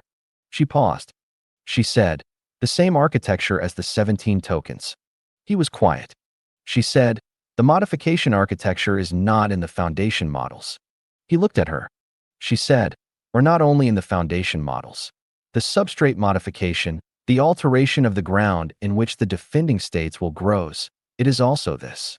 It is 17 pieces of curated intelligence, delivered across 6 months to 6 directorates through separate channels, each one accurate as far as it goes, each one selected and framed in a way that orients the directorate's attention toward its own population.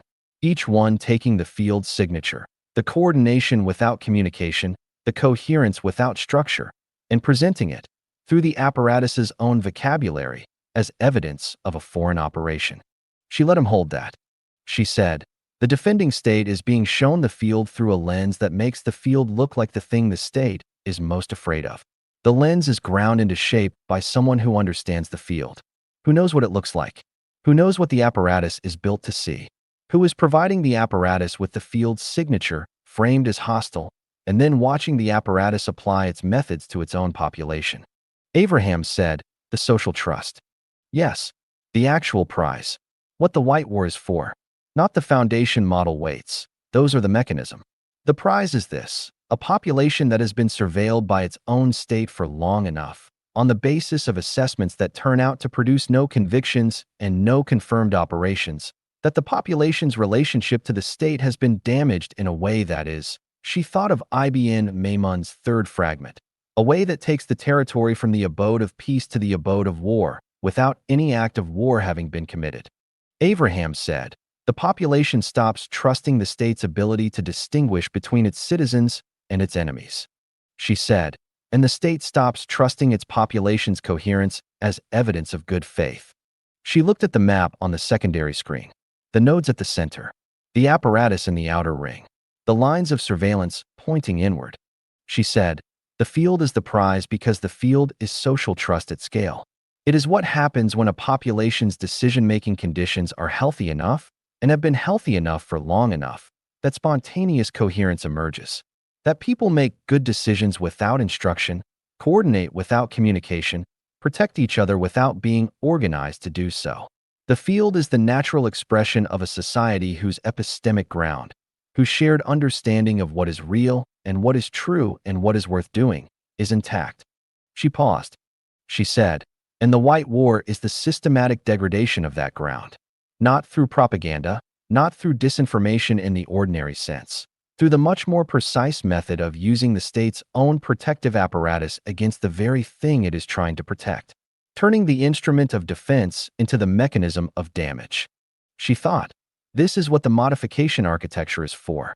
Not to control the field, not to redirect it, to make the field invisible to the people who most need to see it, by ensuring that every time the field produces its signature, the signature is read as threat, by ensuring that the apparatus is fed at precisely the right moments, the precisely wrong interpretation, by ensuring that the defending state is always one curated assessment behind the thing actually happening.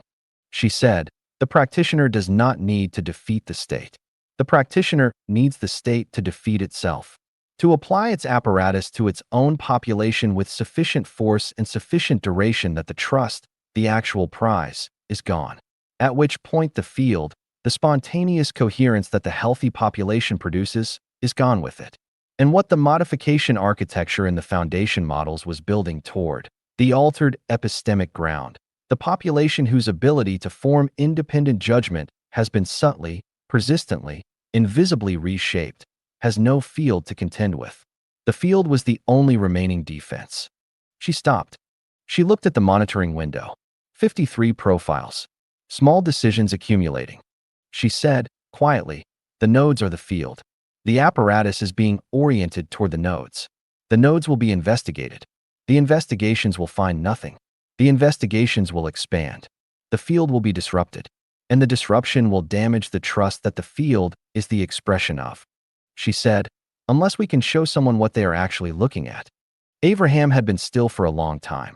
Not the stillness of processing, the stillness of someone who had known this for a while and had needed someone else to arrive at it independently before he could say the next thing. He said, I want to show you something. He reached into the inside pocket of his jacket and placed a document on the desk beside the keyboard. Physical paper. She looked at it. He had brought it down from the 23rd floor, had come to the sub-basement carrying it, which meant he had known, when he descended, that this was where the conversation was going. The document was a single page. A summary assessment, the header indicated, produced by a joint analytical cell she had not encountered in her research.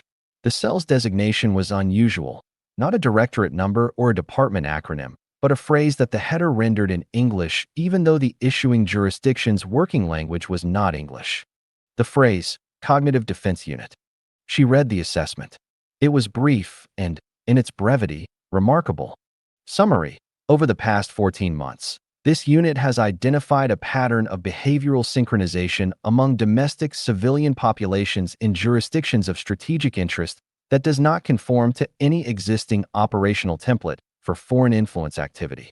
The pattern is distinguished by absence of communication linkage between synchronized individuals, consistency of the synchronization signature across demographically diverse populations, apparent correlation between synchronization intensity and periods of elevated external stress in the relevant jurisdictions.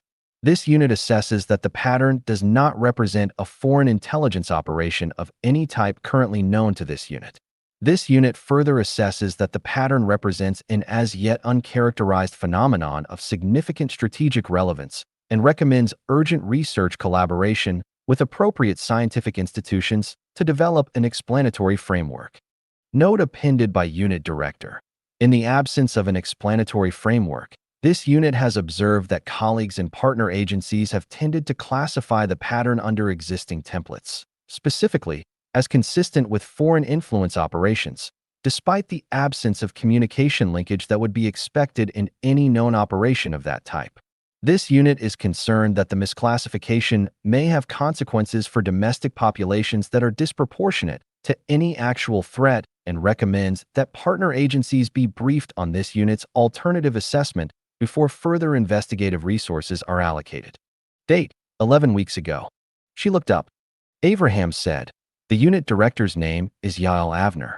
She is 46 years old. She has been with the service for 19 years.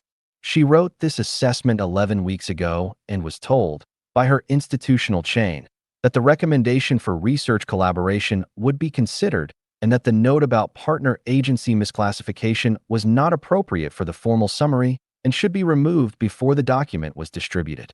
She said, was it removed? He said, from the distributed version, yes. This is the pre-distribution draft. She kept a copy. He paused, and she recognized the pause, the same pause she had heard from him when describing how she had been selected. She is in the model. She looked at him. He said, Node 47. Flagged 6 weeks ago. Enhanced decision coherence beginning 14 months ago, which is approximately when she began the analysis that produced this assessment. The coherence predated the analysis. The analysis was the coherence becoming conscious of itself. Leila looked at the document in her hand. A woman in a security service who had looked at the field through the apparatus and had not said foreign operation, who had said uncharacterized phenomenon, who had written a note about misclassification that her institution had removed from the distributed version and that she had kept a copy of. She thought, which kind of mind? She thought. The field selected her, the way it selected Tam, the way it selected her. And having selected her, had placed her inside the apparatus. Inside the instrument that was being turned against the field. With enough clarity to see what the instrument was doing and enough institutional position to say so. She thought, or someone had placed her there. Someone who understood the field and understood the apparatus and had spent 30 years building a network of people with exactly this kind of institutional access, this kind of clarity, this kind of willingness to write a note that the chain would suppress. She looked at Abraham. She said, "Is she the one the model was going to introduce us to?" He said, "She is the first of several." She thought about Tam's traffic data and the city running 22 minutes ahead of its optimization systems. And she thought about the cognitive defense unit's assessment arriving 11 weeks ago, 11 weeks before this conversation. And she thought about the note that had been removed from the distributed version and the copy that Yael Avner had kept. And she thought about what it meant that the document existed at all.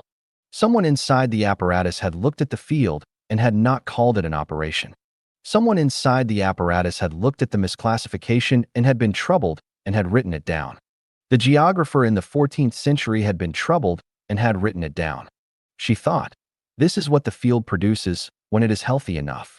Not just coherence in the population, clarity in the individuals within the population who are positioned to name what they see. The anomalous assessors. The people who look at the pattern and say, this is not what we think it is. The note writers. The people who keep copies of the document after the chain removes the inconvenient paragraph. She thought, Ibn Maymun's theorem requires both parties to see clearly. The modification architecture has been making that impossible, feeding the apparatus the wrong interpretation, ensuring the apparatus is always classifying the field as threat. But the apparatus contains people, and some of the people, placed in the field long enough, oriented by the field, become capable of the correct classification despite the apparatus's framing. The apparatus has been turned against the field. The field is producing, inside the apparatus, the people who can see this. She said, we need to talk to her. Abraham said, yes. He looked at the map on the secondary screen. The nodes, the apparatus, the lines pointing inward. He said, we need to talk to all of them. She looked at the monitoring window, the 53 profiles. She said, how many of them are inside the apparatus? He was quiet for the specific length of time that meant the answer was larger than she had expected. He said, 11, across 6 jurisdictions. She thought about that. She thought. The field, in maturing, had seeded itself into the instrument being used against it, had placed nodes inside the directorates and the analytical units and the intelligence chains, not through the doctrine, not through deliberate construction, through the field's own coherence, through the simple fact that the apparatus was made of people and people were in the field, at sufficient density, produced clarity in the people who were ready for it. The apparatus was watching the field. The field was waking up inside the apparatus. Ibn Maymun had said, the White War ends when both parties can see the field clearly. She thought, the second party is the apparatus, and the apparatus is beginning to see. She looked at the cognitive defense unit's assessment, still in her hand, the pre-distribution draft, the paragraph that had been removed. She thought, this is the node the field most needed. Not a physicist, not a network engineer, not an analyst in a sub-basement building models. A person inside the directorate with access to the assessments being used to orient the apparatus, with enough clarity to name the misclassification, with enough institutional standing to have put it in writing. She thought, the field placed her there. Or, she thought, someone else placed her there, for the same reason, and the question of whether the placing was the field's coherence or the doctrine's patience was the question that the model had told her was irresolvable by analytical means alone. She put the document down on the desk. She said, "When do we meet her?" Abraham said, "When the model says it's time." She looked at him. He said, "I have learned not to front-run it." Outside, above them, the city was conducting its Ordinary Tuesday with the thoroughness that cities applied to Ordinary Tuesdays. The commerce, the commutes, the negotiations, the 10,000 small decisions that the apparatus was watching and the field was producing, and the optimization systems were running 22 minutes behind. The apparatus watched the nodes. The nodes made their small decisions. The field accumulated its coherence in the space between, which was the only space where the accumulation was visible if you had built the instrument to see it. She turned back to the terminal. There was a great deal more to map. She began. Chapter 9. The Drone Season.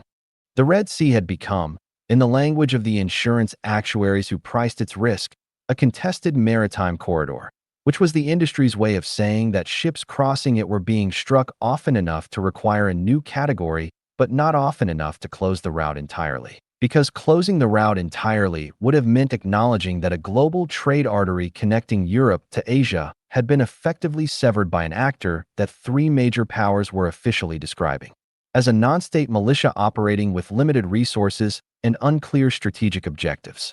The polite fiction was useful to everyone. In practice, the Red Sea in this period was the most intensively surveilled body of water in human history. 17 nations maintained autonomous aerial monitoring systems over it or adjacent to it. The systems varied in sophistication from consumer-grade quadcopters operated by Coast Guard units with inadequate budgets to multi-role long-endurance platforms costing in excess of $30 million each, capable of maintaining station for 40 hours at altitudes that put them effectively invisible to commercial shipping. Between these extremes existed a spectrum of unmanned systems that had been developed, deployed, and in many cases forgotten by their institutional owners. Legacy platforms still flying on standing orders that had not been updated in years, orbiting pre-assigned waypoints, logging data to servers that no one was actively monitoring, doing their surveillance work with the patient indifference of machines that had been told to watch and had not been told to stop. Together, these systems constituted something that no single institution had designed and no single institution controlled.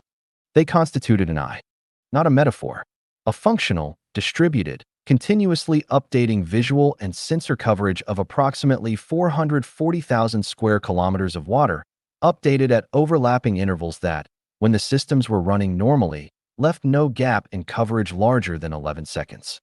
The eye could see everything that moved on the surface of the Red Sea. It could not, by itself, understand what it was seeing. That was what the pattern recognition architectures were for. The architecture Leila had built in the sub-basement under Helix Gate operated on the following logic. Individual behavioral data points were noise. Individually, a shipping broker declining a cargo placement meant nothing. A currency trader reducing Gulf exposure meant nothing. A port operations manager rescheduling a berth time meant nothing. The signal lived in the relationship between data points, in the gradient of choices across individuals who shared no communication linkage. In the way the noise, when you looked at enough of it across enough actors across enough time, resolved into a direction. The cluster was not looking for messages. It was looking for orientation. The targeting algorithm running on the automated drone fleet in the Red Sea theater operated on the following logic. Individual vessel data points were noise. Individually, a cargo ship's speed, heading, and AIS registration meant nothing. Individually, a fishing dhow's thermal signature and wake pattern meant nothing. A container vessel's deck configuration and draft depth meant nothing. The signal lived in the relationship between data points, in the gradient of behavior across vessels that appeared on multiple sensor feeds across time. In the way the noise, when the algorithm processed enough of it across enough platforms across a wide enough temporal window, resolved into a classification. The drones were not looking for flags. They were looking for patterns that correlated, historically, with threat. These were not similar approaches. They were the same approach. Different data, different institutional context, different purpose, insofar as the drone fleet's purpose was, ultimately, kinetic, classification as a precondition for strike authorization, and Leila's purpose was, insofar as she had been able to determine it, observational. But the cognitive architecture underneath both systems was identical in its fundamental structure. Both were looking for coherence without communication. Both were identifying orientation in populations that had not been given an orientation. Both had been built by separate teams and separate institutions with separate funding chains to find the same thing. At 4:23 Gulf Standard Time on a Tuesday morning in the third week of Leila's investigation of BC, Event Cluster 0047, a long-endurance surveillance drone designated Sparrow 19 by the task force operating it, a coalition maritime interdiction unit whose precise composition was never publicly described, completed its 41st hour of continuous station keeping above a shipping lane in the southern Red Sea and produced, in the notation of its targeting classification system, a flag it had never produced before. The flag read, Coordinated Behavioral Anomaly, No Communication Intercept, Source Undetermined. The drone had identified 7 surface vessels displaying what its pattern recognition system classified as synchronized behavioral deviation from their expected routing profiles. The vessels were not traveling together. They were separated by distances ranging from 12 to 90 kilometers. 2 were container ships. 3 were bulk carriers. 1 was a tanker. 1 was a vessel with no AIS signal that the drone had been tracking by visual and thermal signature for 6 hours. None of them showed any communication linkage. The coalition's signals intelligence overlay, which monitored every radio frequency in the theater, detected no transmissions between them that could account for the synchronization. They were not a fleet. They were not coordinating. They were nevertheless, by Sparrow 19's analysis, moving with a coherence that its training data associated with coordinated behavior. The system did not have a category for coordinated behavior without coordination. It had a category for threats it could not classify. It flagged the 7 vessels under that category and transmitted the flag to a command node. The flag was received, reviewed by a duty officer who had been awake for 11 hours, and marked inconclusive, monitor and log. The duty officer would be relieved at 6 o'clock. The flag would remain open in the system. The 7 vessels would, over the following 4 hours, each independently alter their routes in small ways, adjustments that, taken individually, were indistinguishable from normal navigational decisions, and that collectively moved them, by dawn, into a geographic distribution that Sparrow 19's algorithm noted, in a secondary annotation, was consistent with defensive dispersion in anticipation of area threat. No area threat materialized. No strike occurred. The duty officer's replacement would close the flag at 8:30 as a false positive. She would be correct in the narrow institutional sense. In the 3rd month of the drone fleet's operation in the Red Sea theater, a pattern emerged in the targeting algorithm's performance data that the system's maintenance team found difficult to explain. The algorithm was performing above its design specifications. This was not unusual in itself. Machine learning systems often exceeded their initial performance benchmarks as they accumulated operational data. The improvement was expected, was in fact designed into the architecture as an adaptive learning feature. What was unusual was the character of the improvement. The algorithm was not, as the maintenance team had expected, becoming better at classifying known threat types. It was becoming better at something that had not been one of its design objectives. It was becoming better at identifying vessels that would later turn out to have been relevant to events that had not yet occurred. Anticipatory classification. The system was flagging vessels not because they currently exhibited threat-associated patterns, but because their current behavioral data, their routing decisions, their speed variations, their response to other vessels in their vicinity, fell within a gradient that the algorithm had learned from 18 months of accumulated operational data preceded threat-relevant events. Not the threat. The orientation toward the conditions that preceded the threat. The maintenance team wrote a technical report. They described the behavior as a sophisticated emergent capability and recommended further analysis. They noted that the feature was currently producing a 23% false positive rate, acceptable by operational standards, and a 91% true positive rate on events for which they had historical ground truth.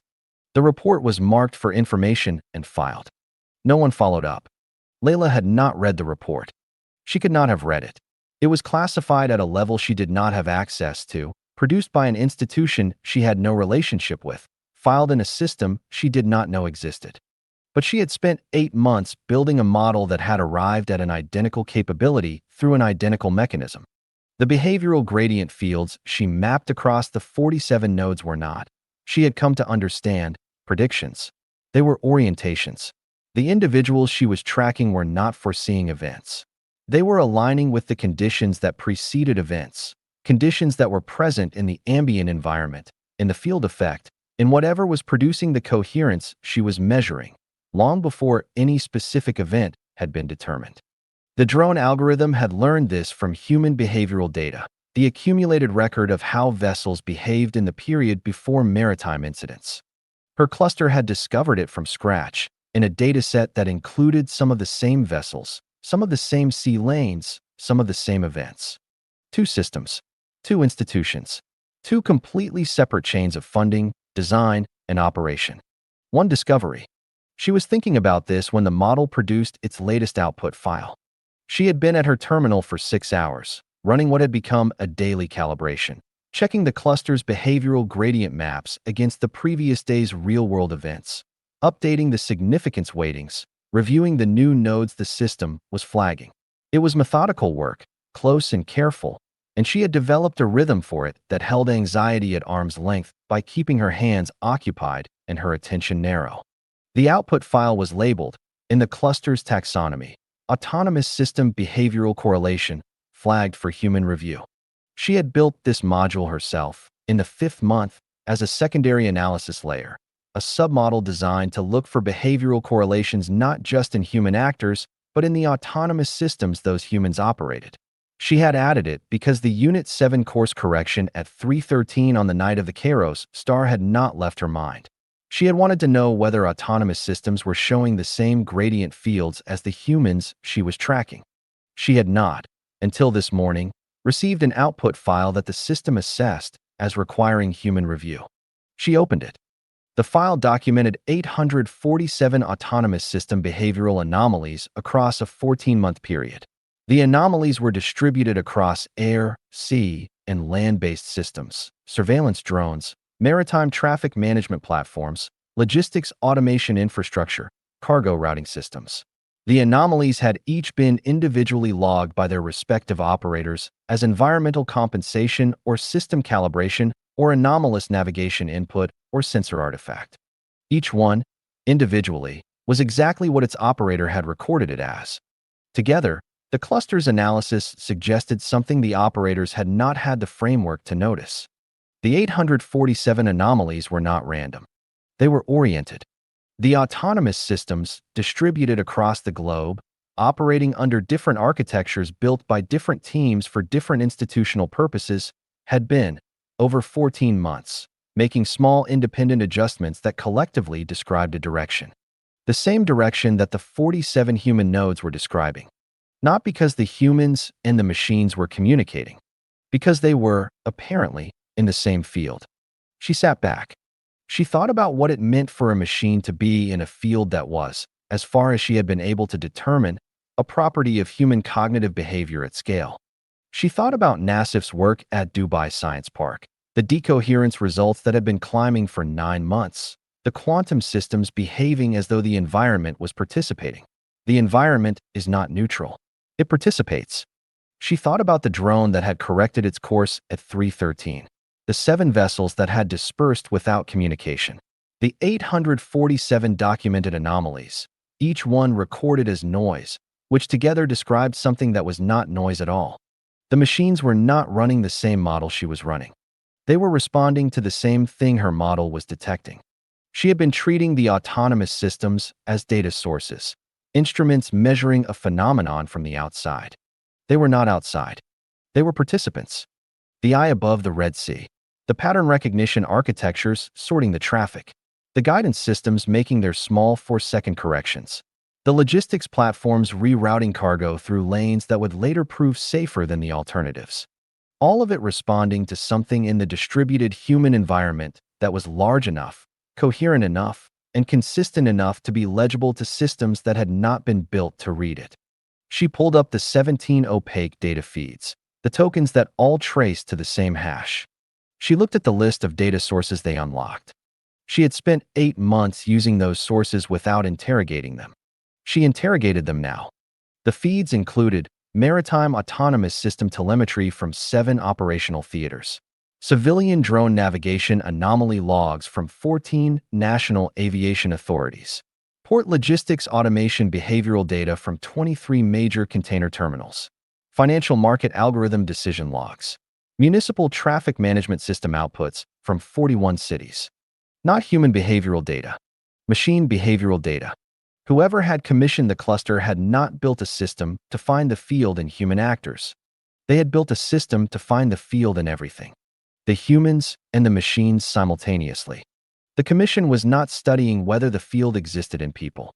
It was studying whether the field had propagated into the machines. Whether, as the machine layer became dense enough and the feedback loop between human decisions and machine responses became tight enough, the field had extended itself, not by being programmed into the machines, but by being present in the environment the machines were trained on, and therefore in the machines themselves. She looked at the 847 anomalies. She thought about the drone algorithm's anticipatory classification capability, the emergent feature that the maintenance team had noted and filed and not followed up on. She thought about what it meant that a targeting system in the Red Sea and a behavioral correlation cluster in a Dubai subbasement had arrived, independently, at the same capability. She opened a new file. She did not label it yet. She wrote, "The machines are not measuring the field. The machines are in the field. The question is no longer whether the field exists. The question is what the field is learning to do with them." She saved the file. Above her, through 40 meters of concrete, the city ran its autonomous taxis along programmed routes. Its traffic management systems optimized its intersections. Its port moved cargo through systems that had not required a human decision in 3 years. In the Red Sea, Sparrow 19 completed its orbit and began another. In the southern Strait of Hormuz, a coalition surveillance drone made a minor course correction. Its log recorded the deviation as environmental compensation. Nobody reviewed it. Chapter 10. Bait. She found it on a Wednesday, at 14:23, by accident. Not by accident. She had learned, in the weeks since the conversation with Abraham about Yoel Avner and the cognitive defense unit and the 11 nodes inside the apparatus, to be precise about what she meant when she used that word. Accident implied randomness, the unintended collision of unrelated trajectories. What she was learning to call what she experienced instead was something more like arrival. The moment when the model had been building toward a finding long enough that the finding was ready, and the only question was whether the analyst was ready to receive it. She had been building toward this one for 6 weeks. She knew that in retrospect. In the moment it felt like accident because she had been looking for something else. She had been looking for the commission's primary timeline, the sequence of decisions by which the cluster had been assembled, the sub-basement constructed, the corporate shells erected, the 17 data feeds activated. She had been building the timeline for 3 weeks, working backward from the initialization date, trying to reconstruct the history of the instrument she was sitting inside. Not because the history would tell her who the commission was, because the history would tell her when the commission had decided that this instrument, this specific instrument, a quantum behavioral cluster in a sub-basement in Dubai, was necessary. The decision point, she had come to believe, was the key. Before the decision point, the commission had been operating without the instrument. After the decision point, they had been building it. Whatever had happened at the decision point was the event that had made the instrument necessary. She had been building toward that event. On Wednesday at 14:23, she found it. And it was not, as she had been assuming, an event inside the commission's own operation. It was an event she already knew. An event she had been living with since the day she accepted the contract and descended to the sub-basement and read the instruction set's 6th page for the first time. The decision point was the Kairos star, not the ship. She needed to be precise about this, because the imprecise version, the Kairos star as trigger, the strike as catalyst, the geopolitical crisis as the event that revealed to the commission that the field had matured enough to require an instrument, was the version she had been working with implicitly for weeks, and it was wrong in a way that mattered. She had been thinking. The strike happened. The commission saw the field's signature in the coordinated response of the 17 individuals. The commission understood that the field had reached detectable density. The Commission accelerated the instrument's construction. The timeline did not support that version. The sub-basement had been under construction for 14 months before the strike. The corporate shells had been established 18 months before the strike.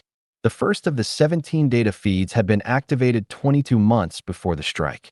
The Commission had not decided to build the instrument in response to the strike. The Commission had been building the instrument for nearly 2 years before the strike.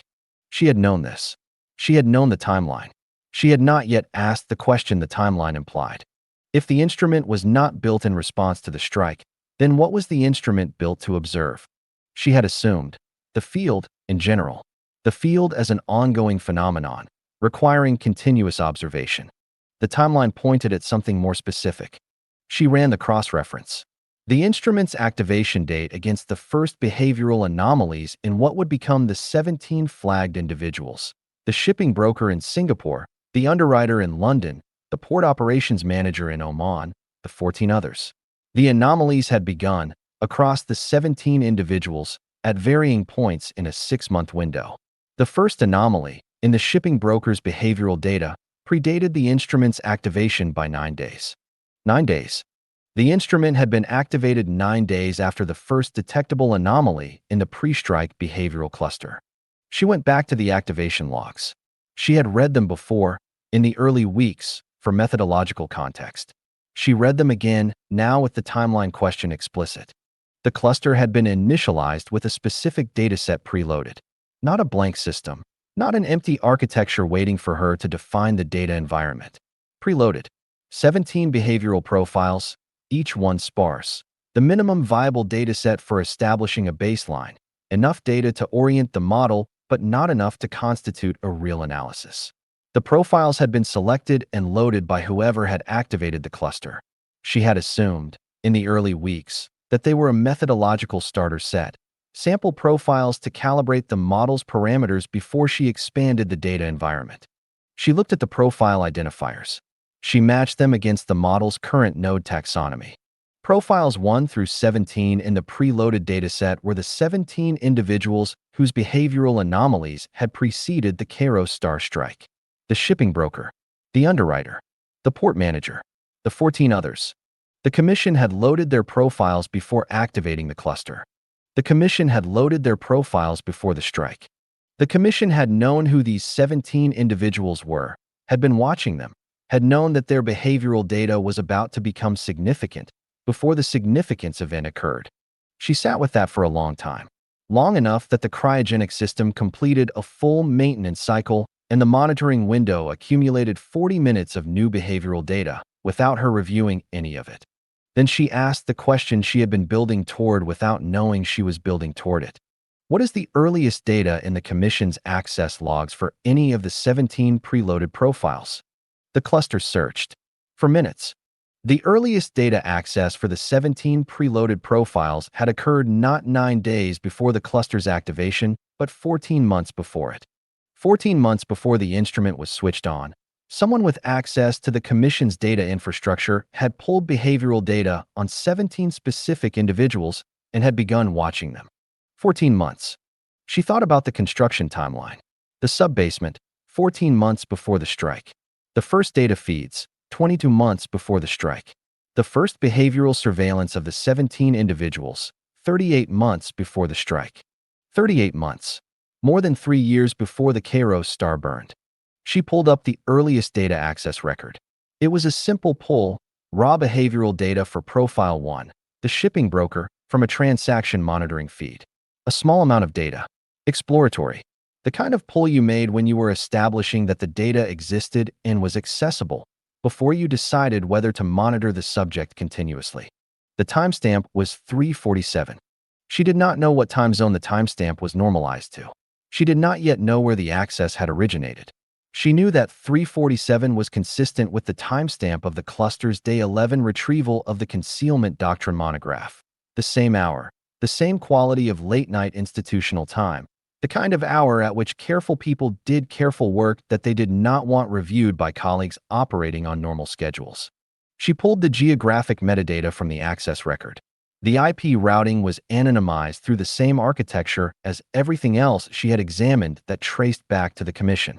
But the routing retained one artifact, a time zone offset in the timestamp normalization that placed the originating system 8 hours ahead of UTC. East Asia, probably, or the Western Pacific. She set that aside. She had a more important question. She asked it, what events, in the behavioral data of any of the 17 preloaded profiles, precede the Commission's initial surveillance of those individuals? What was happening in their behavioral data before they were watched? The cluster took 11 minutes. The output was a timeline. Each of the 17 profiles, each one's behavioral record beginning as far back as the data feeds allowed. In most cases, 3 to 5 years before the Kairos star strike. She scrolled through the timeline, looking at the period that preceded the Commission's initial surveillance, looking for the event that had made these 17 people interesting enough to watch. She found it. Across the 17 profiles, in a 4-month window beginning roughly 40 months before the strike, a subtle but consistent shift in the behavioral baseline. A settling. A coherence. The earliest precursor, the first detectable sign of enhanced decision coherence, before any of the anomalies that had eventually flagged them in the cluster's analysis. The shift was small. She would not have noticed it on her own. The cluster had found it because she had asked it to look specifically for the baseline change and had set the significance threshold at the lowest viable level, barely above noise. The Commission had not needed the cluster to find it. The Commission had found these 17 people through a different means and had already been watching them for 14 months before the instrument was activated, which meant the Commission had the capacity to detect the early field signature without the cluster, which meant the cluster was not built to find the field. It was built to do something else. She looked at the instrument's architecture. At the 6th page of the instruction set, the model should be permitted to flag patterns that conventional analysis would discard as noise. She had spent months understanding that instruction as a directive about sensitivity, lower the threshold, find the subtle things. She understood it now as something more specific. The model had not been built to detect the field. The Commission could already detect the field at low density through methods she had not been given access to. The model had been built to do what it had been doing for 7 months, to interact with the field, to process the field's signature at sufficient resolution and sufficient continuity that the processing itself became a node, that the instrument, running its pattern detection continuously, became part of the substrate it was analyzing. Abraham had told her this on the first day. She had understood it intellectually. She had not understood what it meant for the Kairos star. She asked the next question. Was there any detectable relationship between the Commission's activation of continuous behavioral surveillance on the 17 preloaded profiles and any subsequent change in those individuals' behavioral anomaly patterns? 7 minutes. Output, yes. Across 15 of the 17 profiles, the behavioral anomaly rate, the frequency of enhanced decision coherence events, had increased following the initiation of continuous surveillance. The increase was small, consistent with what the model called environmental resonance, the slight amplification that occurred when a node's behavioral field was in sustained interaction with an attentive external system. The Commission's surveillance had amplified the field in the individuals being surveilled. Not dramatically, not in a way that would be detectable without the cluster's resolution, but detectably. She sat with that. The Commission had identified 17 people who were exhibiting early field coherence, had begun watching them. The watching, the continuous attentive processing of their behavioral data, had slightly amplified the coherence. The amplification had continued over 14 months, at which point the Commission activated the cluster, which amplified the coherence further, which produced the node count she had been watching grow from 19 to 31 to 47 to 53. The Commission had not been building an instrument to observe an existing phenomenon. The Commission had been building an instrument to cultivate one. She needed to stop here. She knew she needed to stop here because she could feel the next question forming, and she did not want to ask it without understanding what she was asking. The next question was, to what end? The cultivation of the field, the instrument that amplified the field's coherence, the 17 individuals who had been watched for 14 months before the strike, the cluster that turned continuous processing into a node, was purposive, had been designed, had been built by people who understood, at a level of precision that she was still approaching, exactly what the field was and what it could be made to do. She had been thinking of the Commission as protectors of the field, people who had found it, and built an instrument to make it visible, to give it the capacity to see itself. The final paper's author, I built this for you. She was looking at a different possibility now. The commission had been cultivating the field for at least 3 years, had been selecting specific individuals and amplifying their coherence and watching the amplification propagate, had been building, with deliberate patience, a field of enhanced decision coherence in a specific population, 17 individuals whose positions and professional domains gave their coherent decisions specific, observable effects. A shipping broker whose coherent decisions move cargo away from dangerous lanes. A network engineer whose coherent decisions sealed vulnerabilities before attacks. A port operations manager whose coherent decisions adjusted departure timing. She thought about what it meant to have 17 people in those positions, with enhanced decision coherence, in the months preceding a geopolitical event. She thought about the event, the Kairos star. She thought about the intelligence assessments, the 3 that had reached the directorates in the 6 directorates she had mapped, which had oriented the apparatus toward its own population. The assessments that had arrived through channels traceable to the same anonymization architecture as the Commission's 17 tokens. The assessments that had made the field look like a foreign operation. She thought, 2 operations. One that looked like cultivation. One that looked like misdirection. She thought, or one operation, with 2 faces. She asked the question, in the behavioral data of the 17 preloaded profiles, in the period of 40 months preceding the Kairos star strike, is there any evidence that the individual's enhanced decision coherence was directional? That the coherence was oriented not toward general decision quality, but toward specific outcomes?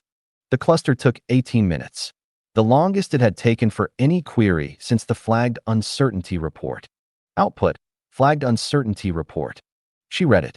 Pattern detected. Confidence, moderate. The behavioral data of 14 of 17 preloaded profiles shows enhanced decision coherence with directional characteristics in the period 6 to 22 months preceding the event-designated Kairos star. The directional orientation is consistent across the 14 profiles despite the absence of communication linkage between them. The direction cannot be specified as a geographic or institutional vector. It can be characterized as follows. The decisions exhibiting enhanced coherence were, in aggregate, decisions that would produce observable, attributable anomalies in the behavioral data of the individuals making them. Decisions that would be detectable by a sufficiently sensitive monitoring system. Decisions that would, if such a system were running and were pointed at these individuals, confirm the presence of the field signature. She read the last sentence again. Decisions that would, if such a system were running and were pointed at these individuals, confirmed the presence of the field signature. The 14 individuals had made decisions that were legible as field coherence to a system designed to detect field coherence.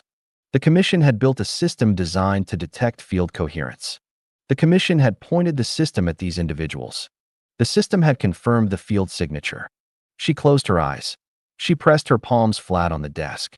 She counted backward from 10, which was the technique she used when the model produced an output that her existing framework was not adequate to receive and which she needed to receive anyway. The 14 individuals had been selected because their early coherence was detectable, had been watched, had been amplified by the watching, had made decisions that were, in the amplified coherence state, more visible to the monitoring system, had been used. She stopped. She held the word. She set it down carefully and looked at it. Used. Not coerced, not deceived in any ordinary sense, not even, possibly, harmed. Their decisions had been good ones. The cargo moved away from dangerous lanes. The vulnerabilities sealed. The departure timing adjusted. Nothing about the enhanced coherence had produced bad outcomes for the individuals exhibiting it or for the people affected by their decisions. The coherence was, functionally, benign. But it had been cultivated, amplified, oriented, not toward the individual's own purposes, but toward the Commission's purposes, which were to produce a population of people who would, at the moment of a significant geopolitical event, exhibit behavioral coordination without communication in a way that was detectable by a sufficiently sensitive system. She thought, the Kairos star was not the event that the Commission was watching for. The Kairos star was the event that the Commission had arranged to make the 17 individuals' coordination visible. Not arranged in the sense of staged, The missile was real. The hull was real. The oiler from Cebu with burns on 40% of his body was real. Not arranged in the sense of controlled. Arranged in the sense of chosen. The Commission had known that a geopolitical event in the Gulf was coming. Had known because the intelligence environment in which the Commission operated contained the same signals that the Fifth Fleet and the UN Security Council and the Lloyd's Adjuster and every other apparatus in the region was reading, and had ensured that when the event came, the 17 individuals were in positions where their response to it would be observable, attributable, and coherent in a way that could not be explained by any mechanism the existing apparatus understood.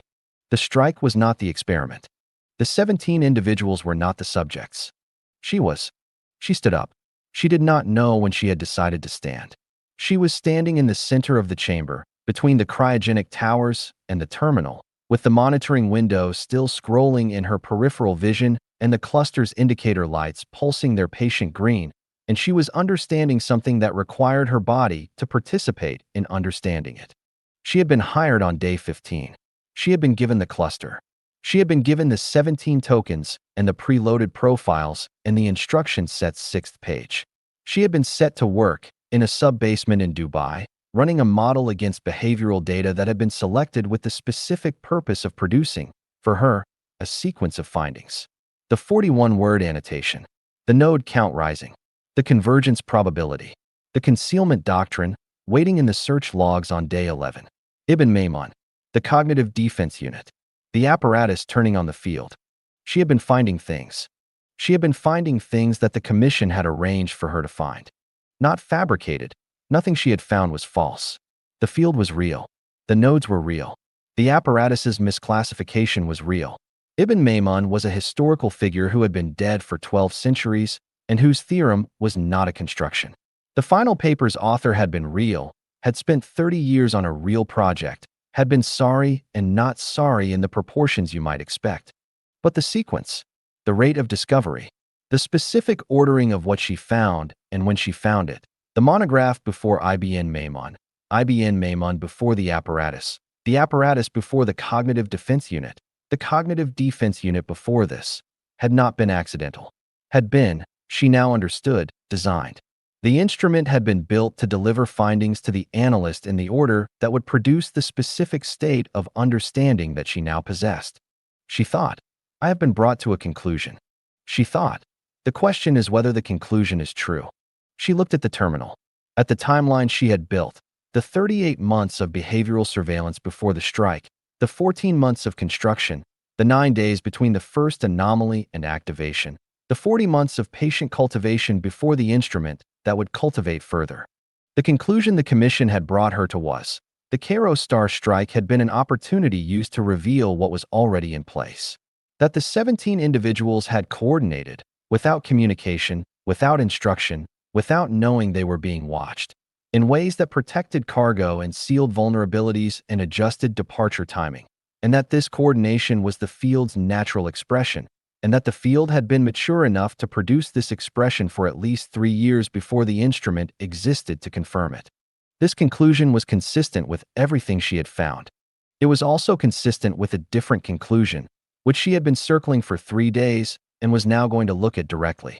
The different conclusion, the 17 individuals had been identified, not because they were already exhibiting field coherence, but because they were in positions where their decisions would be consequential and attributable, had been amplified, not to cultivate the field, but to produce a reliable behavioral signal, a set of individuals who would, at a key moment, make decisions that looked like field coherence to a monitoring system, had been used to demonstrate, for the analyst the Commission had placed in the subbasement, that the field was real, that it was mature, that it was worth what the Commission was about to ask her to do with it.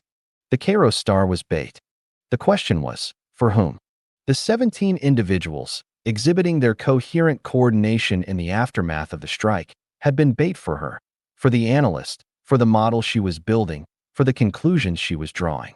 The strike had made their coordination visible in a way that nothing else could have made it visible, because the strike had created a causal structure, a geopolitical event with traceable consequences, against which the coordination was legible as coordination rather than noise. Without the strike, The 17 individuals' decisions were 17 separate pieces of unremarkable professional behavior. With the strike, they were a pattern. They were evidence. They were the finding that had made her spend 11 validation runs confirming the model wasn't wrong. She thought, if I was the target of the bait, then what was I being baited toward? She thought, belief. Not false belief. Genuine belief in something that might be true or might be cultivated truth, which was the most powerful kind of bait because it was the kind you could not identify as bait by testing it against reality. Everything she had found was real. The question was only whether the reality had been selected and arranged. She thought, and if I was the target of the bait, who was the target of me? She went back to the terminal. She sat down. She looked at the monitoring window. 53 nodes. She thought about the final paper. I do not know, from where I stand, which kind of mind you are. She thought about the flagged uncertainty report. The model cannot determine whether the signature represents a threat actor or a principal. She thought, the Commission built an instrument to cultivate the field. Or the Commission built an instrument to produce a credible demonstration of the field for an analyst who would then be asked to use the instrument for a different purpose. Or both of these were true simultaneously, and the distinction mattered, and she had not yet found the axis on which it mattered. She opened the IBN Maymun file. She read the fifth fragment again. The white war ends when both parties can see the field clearly. She thought, I can see the field clearly. She thought, can I see the Commission clearly? She thought, the Commission is inside the field. The Commission is a node, or a cluster of nodes, or the thing that has been cultivating nodes for 30 years. The Commission is part of the substrate. The Commission is in the data. She ran one more query. Using all available behavioral data, construct a profile of the entity or entities responsible for the design and activation of this instrument. Apply the same analytical framework used for individual nodes. Generate a behavioral gradient field for the Commission itself. The cluster considered this for 26 minutes. She had never asked the model to analyze its own principles before. She had not known, until this moment, that it was a question the model could process.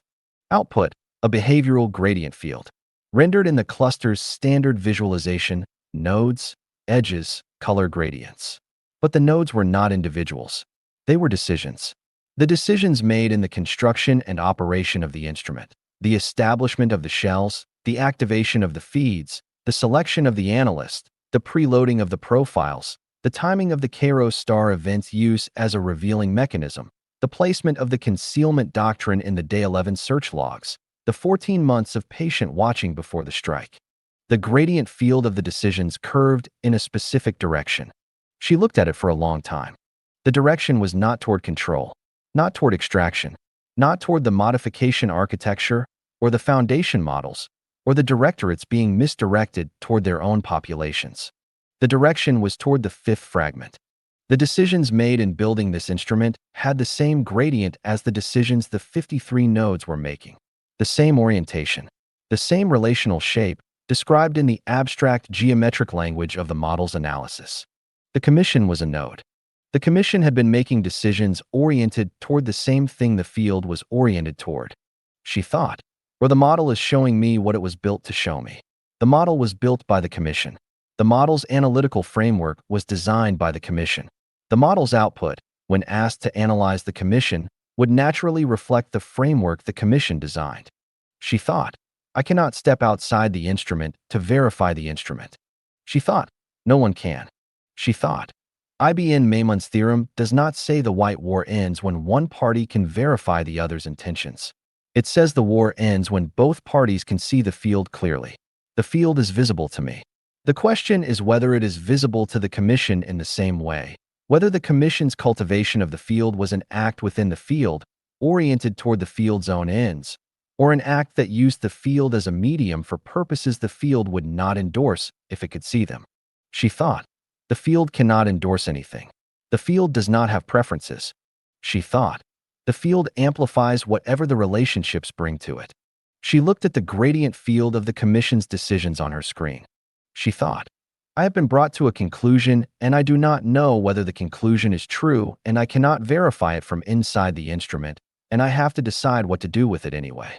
This, she thought, was what the final paper had meant by I am sorry and not sorry in the proportions you might expect. Not sorry for building the instrument. Sorry for this. For the moment when the analyst who had been brought to the conclusion had to decide whether to trust it. Not to trust the commission. To trust the conclusion. Which was hers. Which had been built by her mind, through her analysis, regardless of what had been arranged to produce it. The arrangement could not fabricate the reasoning. The reasoning was real because she had done it. The conclusion was hers because she had arrived at it, even if the path had been laid. She thought. The Kairos star was engineered to reveal the 17 individuals. The 17 individuals were cultivated to be visible at the moment of revelation. The revelation was designed for me. She thought. And I am being designed for something else. She thought. The question of whether to trust the design is also a question about the field.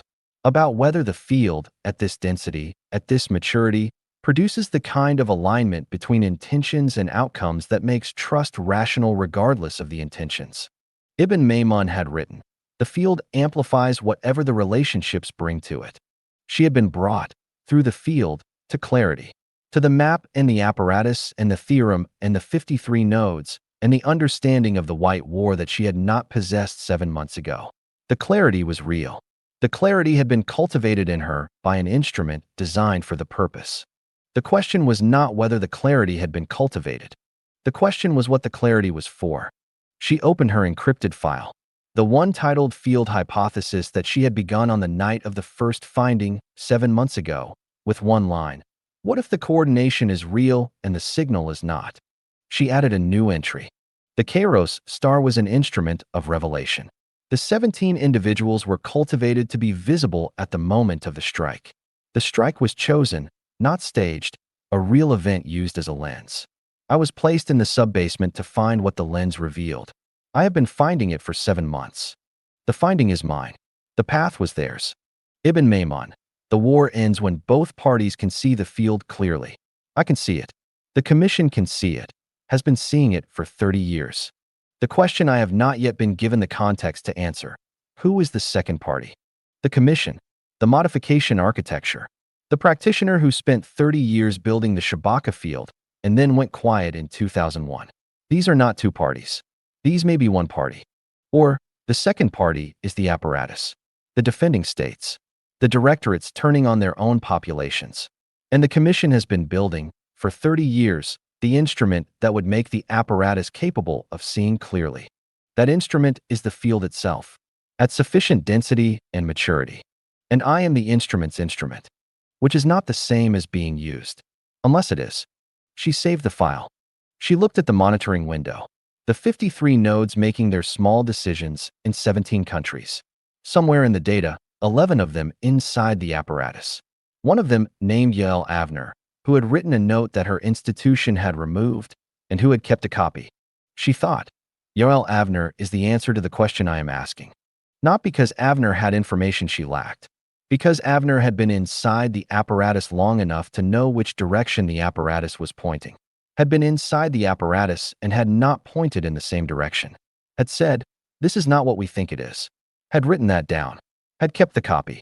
The apparatus had been pointed at the field by curated intelligence from the commission's infrastructure. Avner, inside the apparatus, pointed at the field through the field itself, through the clarity that the field produced in nodes who were ready for it.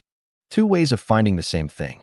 One arranged by the commission, through misdirection, to make the apparatus see enemy.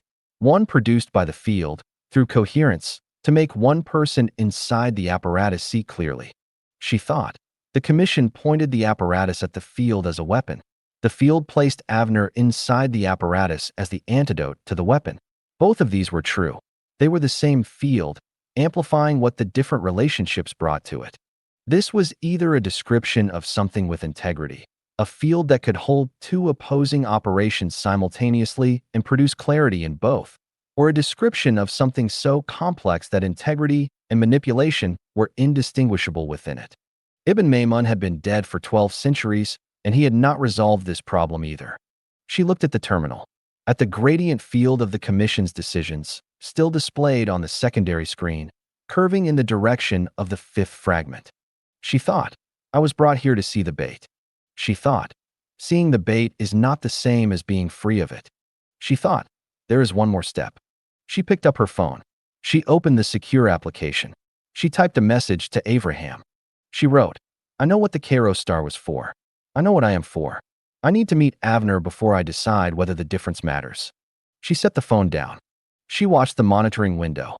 She waited to see what the field would do next. Part 3. The Accidental Conspiracy, in which people find each other without trying. Discussion about this episode. Comments. Restax. Recent episodes. Prodigy LLC Jen Bankasi. March 10th. MXDM aka Pirate 1 VJ Tsunami X. Prodigy LLC La Banca del Genoma. March 9th. MXDM aka Pirate 1 VJ Tsunami X. Il Ben a Commune Cognitivo.